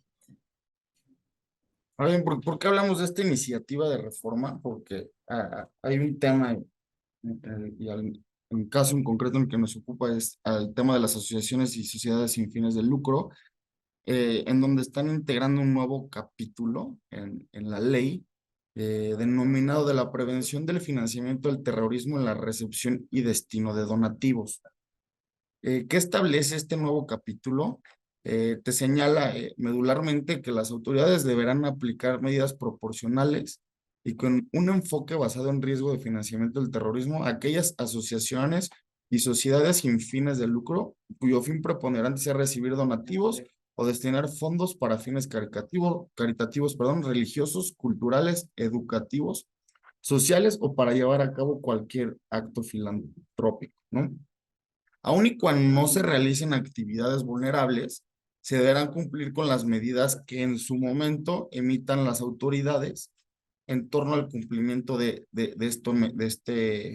este capítulo que se está integrando y en las cuales se deberán incluir programas de capacitación y difusión supervisión y monitoreo de los actos u operaciones llevadas a cabo. Aquí lo que está pasando es que ya nos están dando una carga adicional a la que ya, a las obligaciones que ya vienen establecidas dentro de la ley, inclusive si no se realiza una actividad vulnerable, ¿no? Tendremos que cumplir con estas medidas que en su momento y en caso de ser aprobada esta iniciativa de reforma, se tendrán que cumplir, inclusive no se realice la actividad vulnerable, ¿no? Lo cual es un poco grave porque sí lo vemos como una carga adicional.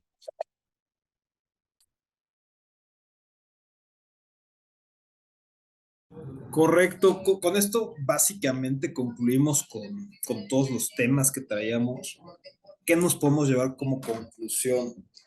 Hay que revisar a la brevedad posible si estoy realizando actividades que son consideradas como vulnerables en un plazo de 5 años, ¿no?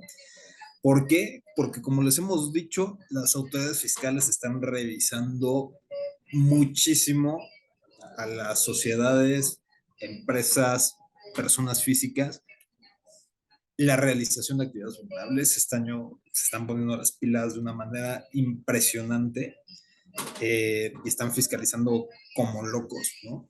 Entonces hay que revisar a la brevedad si están cumpliendo, si han cumplido más bien estos últimos 5 años con las obligaciones que tenían a su cargo, para evitar cualquier contingencia a su cargo.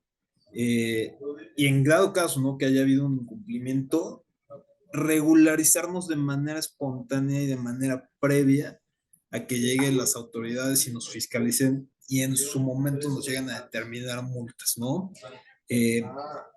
Como les decíamos, ¿qué están revisando? Expedientes de identificación. Si ya los tengo, revisar, hacer un checklist que cumpla con todos los requisitos de las reglas de carácter general, ver si presenté mis avisos. Si no los presenté en tiempo, pues ahí ya no hay mucho que hacer, pero por lo menos darnos cuenta que ya presentamos todos nuestros avisos, ¿no?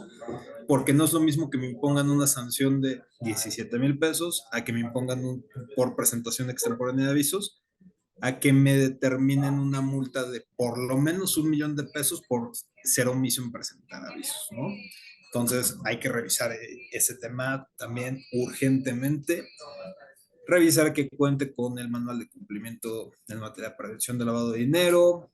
Si en los expedientes de identificación pregunte sobre la existencia del dueño beneficiario, sino también hay que hacer esa revisión y esa regularización urgentemente. Entonces, esa es la conclusión, recomendación: revisen a la brevedad posible que estén cumpliendo debidamente con estas obligaciones, ¿no? Perfecto, muchas gracias Luis, Alfredo. Bueno, pues todavía tenemos unos minutitos y quisiera ocuparlos justamente en las dudas que nos han dejado. Sí tenemos varias dudas que creo que podemos ir abordando. La primera que aquí me salta es, nos preguntan si todas estas obligaciones en cuestión de donativos aplican únicamente para donativos en efectivo o también para donativos en especie. También aplican para donativos en especie. Inclusive los formatos que vienen en el portal de prevención del lavado de dinero para la presentación de aviso, ahí te hace la distinción, ¿no? Fue en efectivo, o fue en especie, y tienes que detallar qué fue lo que se donó. Correcto. Perfecto, muchas gracias. Por acá también nos preguntan de si hay a lo mejor como un machote de manual. Todo lo que son machotes de documentos, el manual, etcétera, desde Apple también les sugerimos siempre que mejor se acerquen con nosotros para que puedan tener una asesoría y una redacción de este manual lo más acorde a lo que realiza la organización, si recibe donativos del extranjero o no, etcétera. Entonces, es mucho mejor que se acerquen a nosotros. Les recordamos que todos nuestros servicios son completamente gratuitos, es un servicio pro bono que brindan los despachos. Les acabo de dejar la liga nuevamente en el chat. Y bueno, pues después de este comercial, les leo la siguiente pregunta que nos dicen, en caso de optar por darnos de baja porque ya no recibimos actividades y luego volvemos a recibir algún otro donativo, ¿me doy de alta nuevamente o es mejor continuar dando los avisos en cero? Mira, si saben que van a recibir donativos, yo soy de la idea y la recomendación sería no se den de baja del portal, presenten los informes en cero, porque si se dan de baja y vuelven a recibir donativos, van a tener que volverse a dar de alta, presentar los avisos, ¿no? Entonces, digo, realmente presentar un informe en cero les quita 5 minutos, y se evitan el rollo de estar dándose de baja, dándose de alta, y por ahí tener alguna confusión si sí quedó la baja, si no presenté los informes. Entonces, yo diría, quédense en el portal y presenten los informes en cero. Perfecto, muchas gracias por la recomendación. Y bueno, antes de continuar con las otras preguntas, de una vez voy a lanzar el cuestionario de conocimientos, entonces para que nos ayuden ahí respondiendo. Tenemos varias preguntas respecto de los donantes del extranjero, entonces se las voy a ir leyendo. Nos dicen, ¿qué documentos se solicitan a un donante extranjero para enviar mi aviso de prevención de lavado de dinero si el donativo es de más de 350,000 pesos en un mes y 350,000 en el otro mes? ¿Qué documentos se solicitan? Sí, a un donante extranjero. Aquí hay que hacer Mira, la distinción, ya sea persona física o persona moral, ¿no? Porque son diferentes. Pero, por ejemplo, para persona moral fueron los que mencionábamos hace un momento. Ahorita se los digo, es el documento que compruebe su constitución, comprobante de domicilio, el poder del representante legal, cédula de identificación fiscal o el comprobante de asignación del número de identificación fiscal del país que sea y la constancia del dueño beneficiario. Ok, perfecto.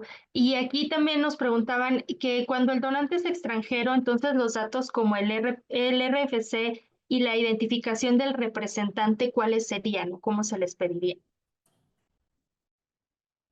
la identificación puede ser el pasaporte, ¿no? De, digo, si les dan otra identificación, licencia o no, va a depender del país, ¿no? ¿Qué identificación puedan encontrar? Generalmente, a extranjeros pedimos pasaporte, que es el documento más sencillo. Eh, para temas del RFC, sería el Tax ID.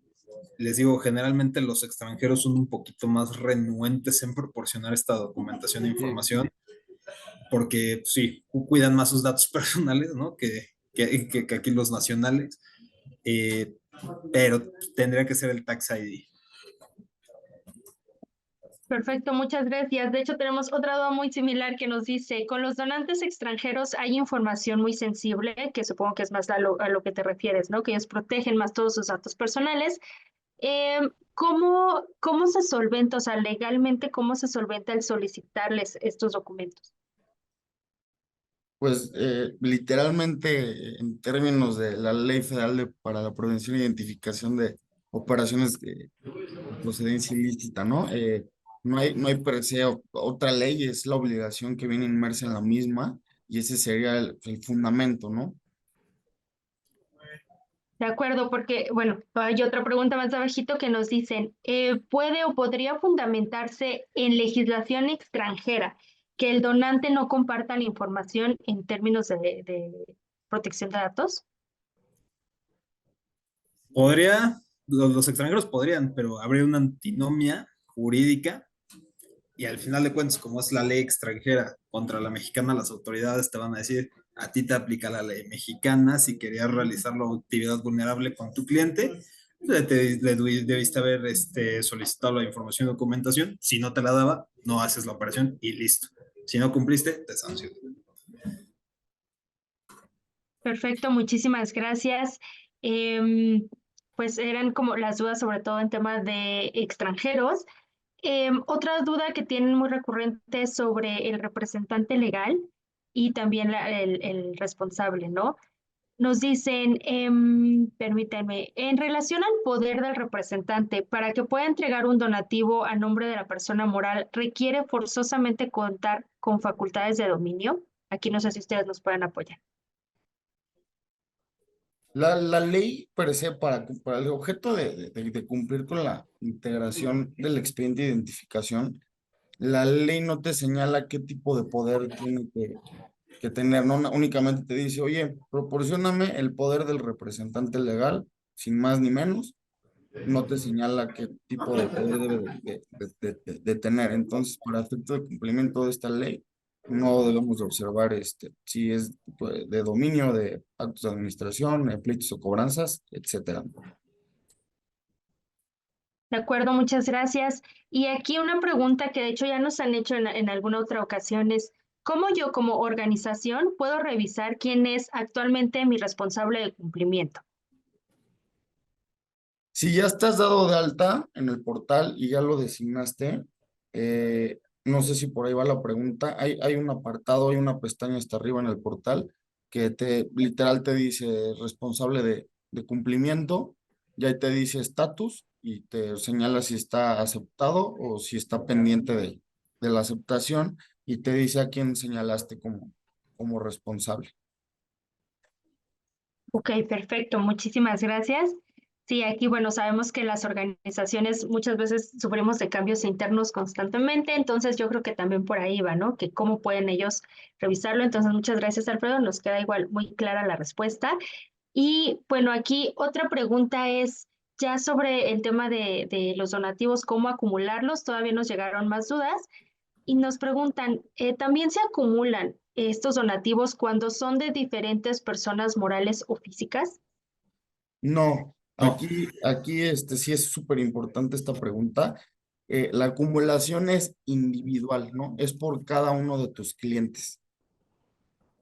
¿Por qué? Porque presentas el aviso pues, por el cliente del respecto del cual estás acumulando sus donativos. Esto sí es súper importante. La acumulación se hace en lo individual.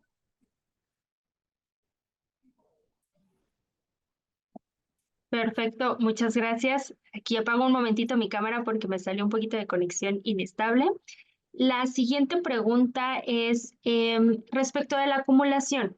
Si un mismo donante un mes me da 175,000, en el siguiente mes me da un donativo de 25,000 y el tercer mes me da 200,000. Sé que ahí tengo que presentar el aviso. Mi duda es si acumulo los 25,000 también o solo aviso los 175,000 más los 200,000. solo los 175 y los 200, porque los 25, como no superan el primer umbral, ni los volteamos a ver. Perfecto, muchísimas gracias.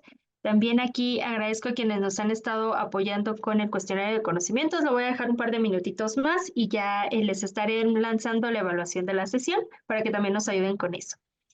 Em, Aquí nos preguntan también, en el caso de donativos de inmuebles por testamento, ¿qué tengo que solicitar y a quién? Ya que si fue por testamento, pues a quién le pido los documentos. Sí, sí, es una pregunta que ya nos ha surgido, inclusive hemos regularizado ya gente que ya falleció, ¿no? Eh, Identificamos básicamente o sea, la persona que se quedó a cargo, ¿no? Es decir, hoy se me fue la palabra, Alfredo. La albacea. El albacea, justo. El albacea, es la persona que tienes que identificar. ¿Por qué? Porque él es el encargado del inventario, del testamento, entonces, él es el encargado que tienes que identificar. Ok, de acuerdo, muchas gracias. Bueno, me parece curioso que ya sea algo que hayan ustedes también revisado, ¿no? Tenido experiencia. Em, Aquí nos preguntan también, cuando los donantes son extranjeros y se reúnen las donaciones o se concentran en una asociación extranjera y ella nos hace la donación a México, ¿el expediente se hace de la AC extranjera? Sí, porque es quien te dio el donativo. Perfecto, muchas gracias. Aquí nada más les comento, nos siguen llegando muchos comentarios de agradecimiento, no solo por sus respuestas, también por la excelente ponencia. Y una pregunta que nos hacían también al inicio es, ¿cuál es la diferencia entre la identificación y el aviso más allá de la cantidad? O sea, a lo mejor la razón de por qué están estos dos umbrales. Mira, la verdad, la razón de la autoridad es por los montos quieren evitar que actividades que superen cierto monto, el dinero ingresa al sistema financiero en dado caso que pues, provenga de un origen ilícito. Por eso existe el umbral de presentación de aviso. La identificación es, oye, pues es una actividad de riesgo para que se lave dinero, pero pues como es un monto menor, digámoslo así en palabras muy coloquiales, a la autoridad no le interesa tanto saber que se realizó esa actividad, pero si superan cierto monto, sí le interesa para tener más visibilidad de que se realizó una operación de 350,000 pesos, que es una recepción de un donativo de 350,000 pesos, y en dado caso que le llame la atención que de repente un cuate de Afganistán está donando aquí en México, ¿no? Levantar las alertas rojas y decir, oye, ¿por qué este cuate está haciendo operaciones cuantiosas consideradas como vulnerables en el país, ¿no? Y tener más visibilidad de estas operaciones.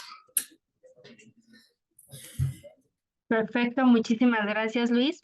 Y bueno, pues en este momento voy a lanzarte una vez la evaluación de la sesión para que nos acompañen, quienes nos acompañen, nos ayuden con las respuestas.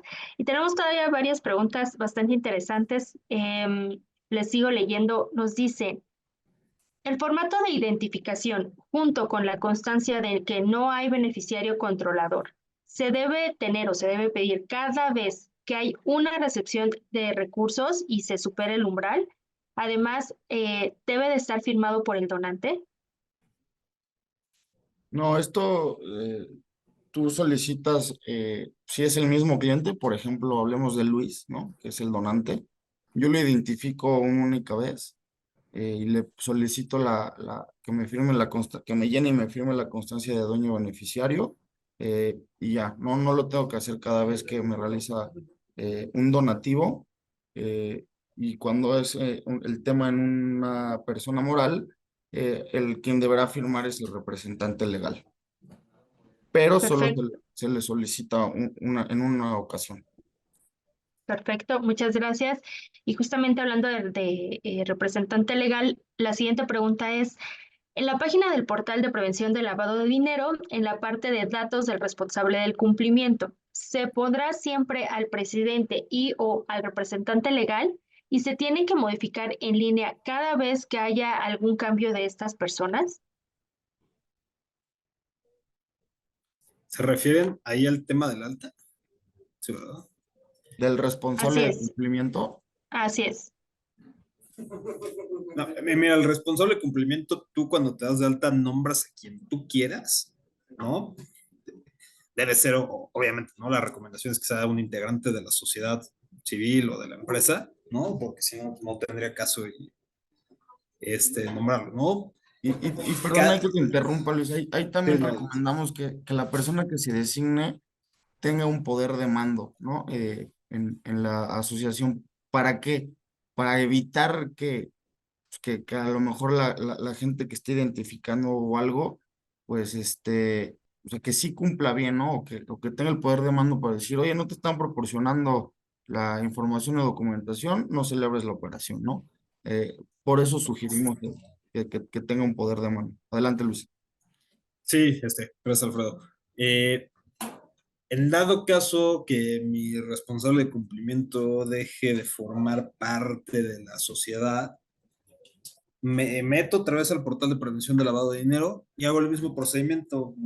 Me meto a modificaciones del alta, nombro a mi nuevo responsable de cumplimiento y esta persona se tiene que meter al portal de prevención de lavado de dinero con su fiel y aceptar el cargo. O sea, no, esta persona se puede modificar cuantas veces quieran, cuando quieran, y el chiste únicamente es que esta persona se meta a aceptar su cargo. Como nos comentaba, solamente requiere esta persona su fiel para poder aceptar el Correcto. cargo. Correcto. Perfecto. Muchas gracias. Aquí otra duda era, ¿se debe reportar el donativo o, bueno, hacer el aviso cuando se emite el CFDI o el mes en el que se deposita el donativo? Mira, ahí está interesante. Generalmente no debería de haber muchas discrepancias, ¿no? O sea, si yo recibo un donativo hoy, pues debería de expedir el CFDI pues, no tantos días, ¿no? Tal vez debería estar fechado con mayo, ¿no? Tal vez no lo expido hoy, pero sí, tal vez el 25 o 26 de mayo, ¿no? En dado caso que, por ejemplo, no recibo el donativo el 30 de mayo y expido la factura el 15 de junio, el aviso como tal lo debes de presentar que la operación se realizó en mayo porque fue cuando recibiste los recursos y aquí es importante recordar que la finalidad de la ley es proteger el sistema financiero y esto se relaciona con la recepción de los recursos, es decir, las actividades vulnerables se reportan a flujo de efectivo. De acuerdo, muchas gracias. Y aquí voy a retomar una pregunta que nos hicieron ya hace ratito, que es respecto de los montos que deben de presentarse en materia de PLD, si son los montos facturados o los recibidos. Por aquí también una persona contadora nos comentaba lo siguiente, que le cobran comisiones por el dinero que tiene que ver en la plataforma es gasto y lo que se tiene que presentar en materia de lavado de dinero es el ingreso. Entonces, por si ayuda también el comentario, de aquí lo compartimos. Y bueno, pues ya estamos a 10 minutitos de que tengamos que concluir la sesión, entonces les leo todavía algunas preguntas, probablemente no alcancemos a leerlas todas porque siguen llegando más dudas, entonces nada más les recordamos que si ustedes requieren una asesoría, ya sea por alguna pregunta sencilla o un poquito más personalizada la asesoría, pueden hacerlo a través de nuestra página y les recordamos que nuestros servicios son gratuitos o pro bono. Entonces, bueno, la siguiente pregunta es ya respecto de las visitas. Si llega una visita espontánea, ¿se tiene la obligación de atenderla o con qué otros recursos se cuentan? Supongo que para defenderse, ¿no? Digámoslo así. En contra de la visita, no tenemos básicamente ningún recurso, ¿no? Es como en materia fiscal, si llega el SAT y me empieza con una visita domiciliaria y me dice, oye, pues te voy a revisar el ISR de 2022, pues la tengo que atender sí o sí, porque si no me van a multar. Mismo caso en materia de PLD. Ahora bien, si ya se desarrolló la visita de verificación, ya se llevó a cabo el procedimiento sancionador y me imponen multas, yo como sujeto obligado tengo la oportunidad de presentar un recurso de revisión ante la administración jurídica del SAT o una demanda de nulidad ante el Tribunal Federal de Justicia Administrativa, ¿no? Se tendrá que evaluar en cada caso qué medio de defensa es el correcto para impugnar estas multas, ¿no? Tenemos 15 días a partir de que se nos notifican las multas para presentar el recurso de revisión o 30 días para presentar la demanda de nulidad. Pero como tal, en contra de la visita de verificación, no se puede hacer valer ningún medio de defensa. De hecho, se pueden aplicar por analogía y diversas tesis, ¿no? Que te dicen que en contra de actos de verificación por parte de las autoridades fiscales, no se pueden hacer valer medios de defensa. De acuerdo, muchas gracias para que también lo tomemos en cuenta, ¿no? Y entonces estar preparados dentro de nuestras organizaciones. Y otra pregunta que seguramente es el caso de muchas de las que estamos aquí es, ¿qué pasa si la organización o los asociados no tienen fondos para pagar la multa? Es lo mismo que un crédito fiscal. Recordemos que las multas adquieren el carácter de crédito fiscal como tal. Es lo mismo, ¿no? Si me revisan ISR y me determinan una diferencia de, no sé, 5 millones, pues las autoridades tienen la facultad del cobro coactivo, te pueden embargar cuentas bancarias, te pueden embargar bienes. Entonces, sí, no es como en materia fiscal, te pueden cobrar de donde puedan. Perfecto, muchas gracias. Y aquí, de hecho, también nos preguntan particularmente, Luis, ¿cómo estás? ¿Alguna vez han tenido algún caso o un criterio que nos puedan compartir en donde se les solicite el beneficio del artículo 55 a la ley de la autoridad? Aquí nada más no sé si tengamos el artículo 55 como muy a la mano, nada más les leemos el parrafito muy rápido. Nos dice que la Secretaría se abstendrá de sancionar al infractor por una sola vez en caso de que se trate de la primera infracción en que incurra, siempre y cuando cumpla de manera espontánea y previa al inicio de las facultades facultades de verificación de la Secretaría con la obligación respectiva y reconozca expresamente la falta en que incurrió. Sí, a mí en lo particular nunca me ha tocado ver o aplicar ese criterio, no sé si a ti, Alfredo. No, lo que yo he visto es que la propia autoridad cuando te revisa y al momento de ponerte una sanción, te hace referencia a este artículo, pero y te perdona la multa, pero de un único aviso, ¿no? Eso es lo que yo he visto, que no te lo aplica para, no sé si nos revisan un mes o, por ejemplo, un año, para 12 avisos, ¿no? No, nos lo aplica únicamente para uno.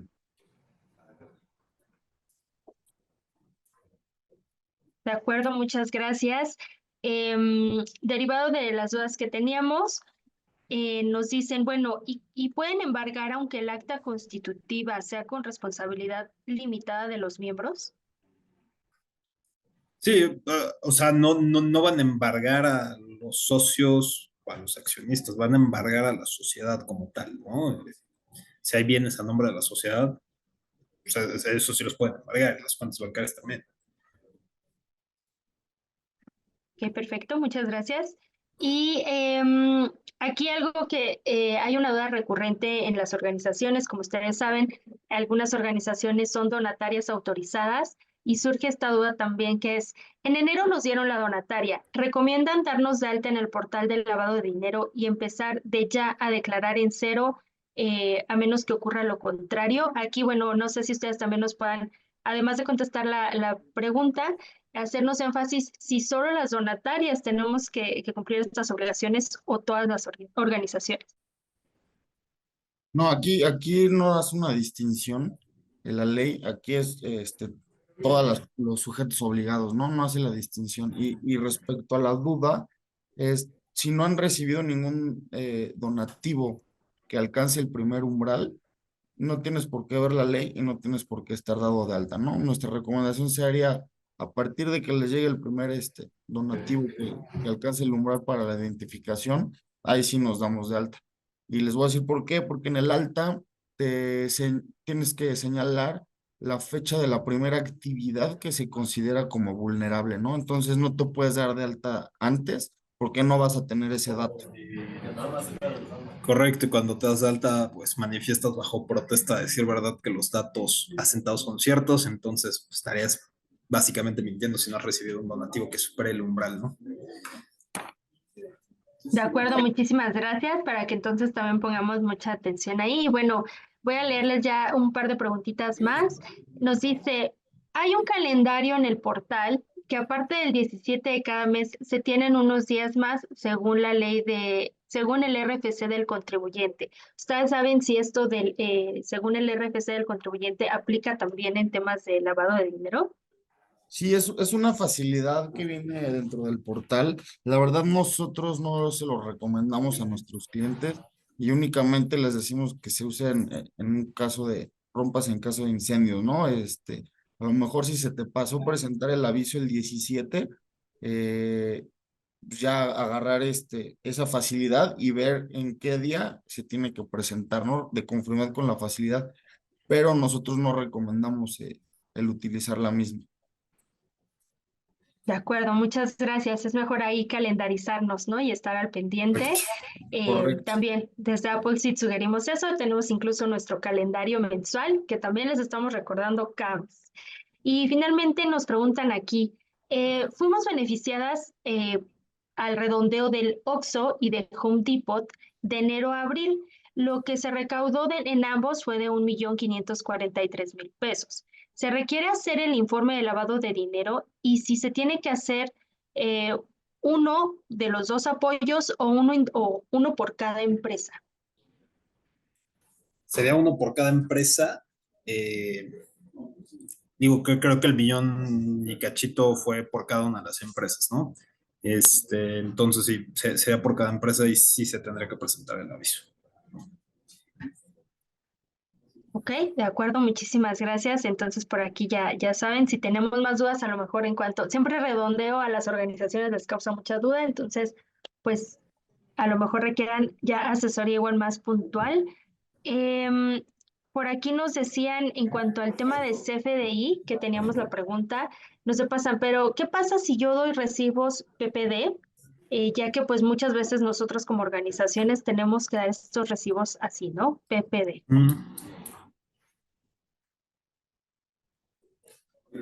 Pues ahí sería lo mismo, ¿no? Si supera el umbral y el donativo que recibí supera el umbral, ¿no? Presento el aviso independientemente si se expedía el CFDI o si fue el recibo o lo que sea, el momento en que yo recibí el donativo, ya se actualiza mi obligación para presentar el aviso correspondiente. De acuerdo, muchísimas gracias.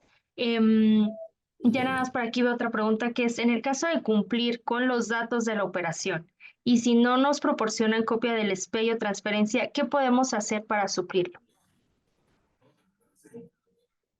Si no les proporcionan copia del SPEI o transferencia. Pues digo, realmente para la identificación no es necesario ese documento y para el aviso pues tienes tu estado de cuenta donde tienes la cantidad que recibiste. Entonces, realmente no es necesario ese documento. De acuerdo, muchas gracias. Y aquí nada más otra duda como para dejarlo más claro. Nos dicen, ¿el aviso se hace por el importe recibido o por la operación que rebase el umbral? Por ejemplo, 360,000 pesos recibimos de parte de un donante, pero este monto corresponde a 4 becas diferentes de 90,000 pesos. ¿Se presentaría el aviso? Sí, porque es de un mismo donante.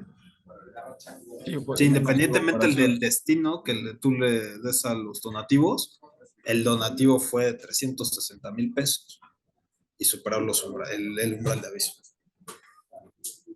Perfecto. Y nos preguntan si se tiene que presentar el aviso cuando el donativo es por 220,000 pesos, aun cuando el recibo se timbre como público en general. Aquí a lo mejor, bueno, dependiendo igual la cantidad, ¿no? Pero, o sea, si se timbre en público en general, ¿se tiene que dar el aviso? Ahí a quién estarías identificando es el problema, ¿no? Justo, exacto. Sí, es como del tema del redondeo, ¿no? Que platican, oye, pues, fueron 100,000 personas que redondearon 50 centavos cada uno. Pues sí, pero ¿a quién identifico? Pues ahí sí está un poquito más claro, ¿no? Porque va a ser la empresa, por ejemplo, el Oxxo, ¿no? Que me pasó los 500,000 pesos. En este caso, sí está mucho más complicado porque no tienes datos para presentar el aviso ni identificar al donante. Perfecto, muchas gracias. Y ya, ahora sí, la última, lo prometo. Y no te Cuando los preocupes. donativos, cuando los donativos son de entidades internacionales como ONU o embajadas, estos organismos son muy cuidadosos con los datos de sus representantes. ¿Cómo se puede solventar el no recibir esta información? Híjole, es que Es como como, lo sí, mencionábamos anteriormente, se tiene que cumplir sí o sí el tema de la identificación, porque si no vas a ser acreedor a la multa, ¿no? Y es muy clara la ley en establecer, si no te proporcionan la información y documentación, te tendrás que abstener de celebrar la operación. De acuerdo, muchísimas gracias a ambos. Estamos ya justo en el tiempo. También agradecemos todas sus preguntas. De verdad que aprendemos mucho de todos estos casos y las dudas que ustedes tienen como organizaciones. Entonces, bueno, pues sin más, agradezco mucho a Luis Alfredo por su apoyo el día de hoy. Como verán en los comentarios, de verdad, las organizaciones quedaron encantadas. Y bueno, pues también agradecemos a la red de OSC de Hermosillo y a la JAP de Sonora por el apoyo para convocar. No sé si Luis Alfredo tengan algunas palabras de cierre. No, pues muchísimas gracias, Tere, por la invitación. Lo hacemos con mucho gusto y de mi parte agradecerles y qué bueno que les gustó. Y estamos a sus órdenes, ahí estaban nuestros contactos. sí, muchas gracias. Como dijo Alfredo, ahí están nuestros contactos. Cualquier cosa que se les ofrezca, estamos a la orden. Y muchas gracias por el espacio. Siempre es un gusto compartir con ustedes. Pues muchas gracias a todos y todas, que tengan un excelente día y nos vemos en futuras sesiones. Nada más también como comercial, decirles vamos a tener la presentación de nuestro manual de contratos la siguiente semana para que estén ahí al pendiente y si nos pueden acompañar a través de Zoom, pues se puedan registrar. Y bueno, pues Esperamos que ese material que desarrollamos para ustedes también les sea de mucha utilidad. Y ahora sí, sin más, pues que tengan todos y todas un excelente día. Hasta luego.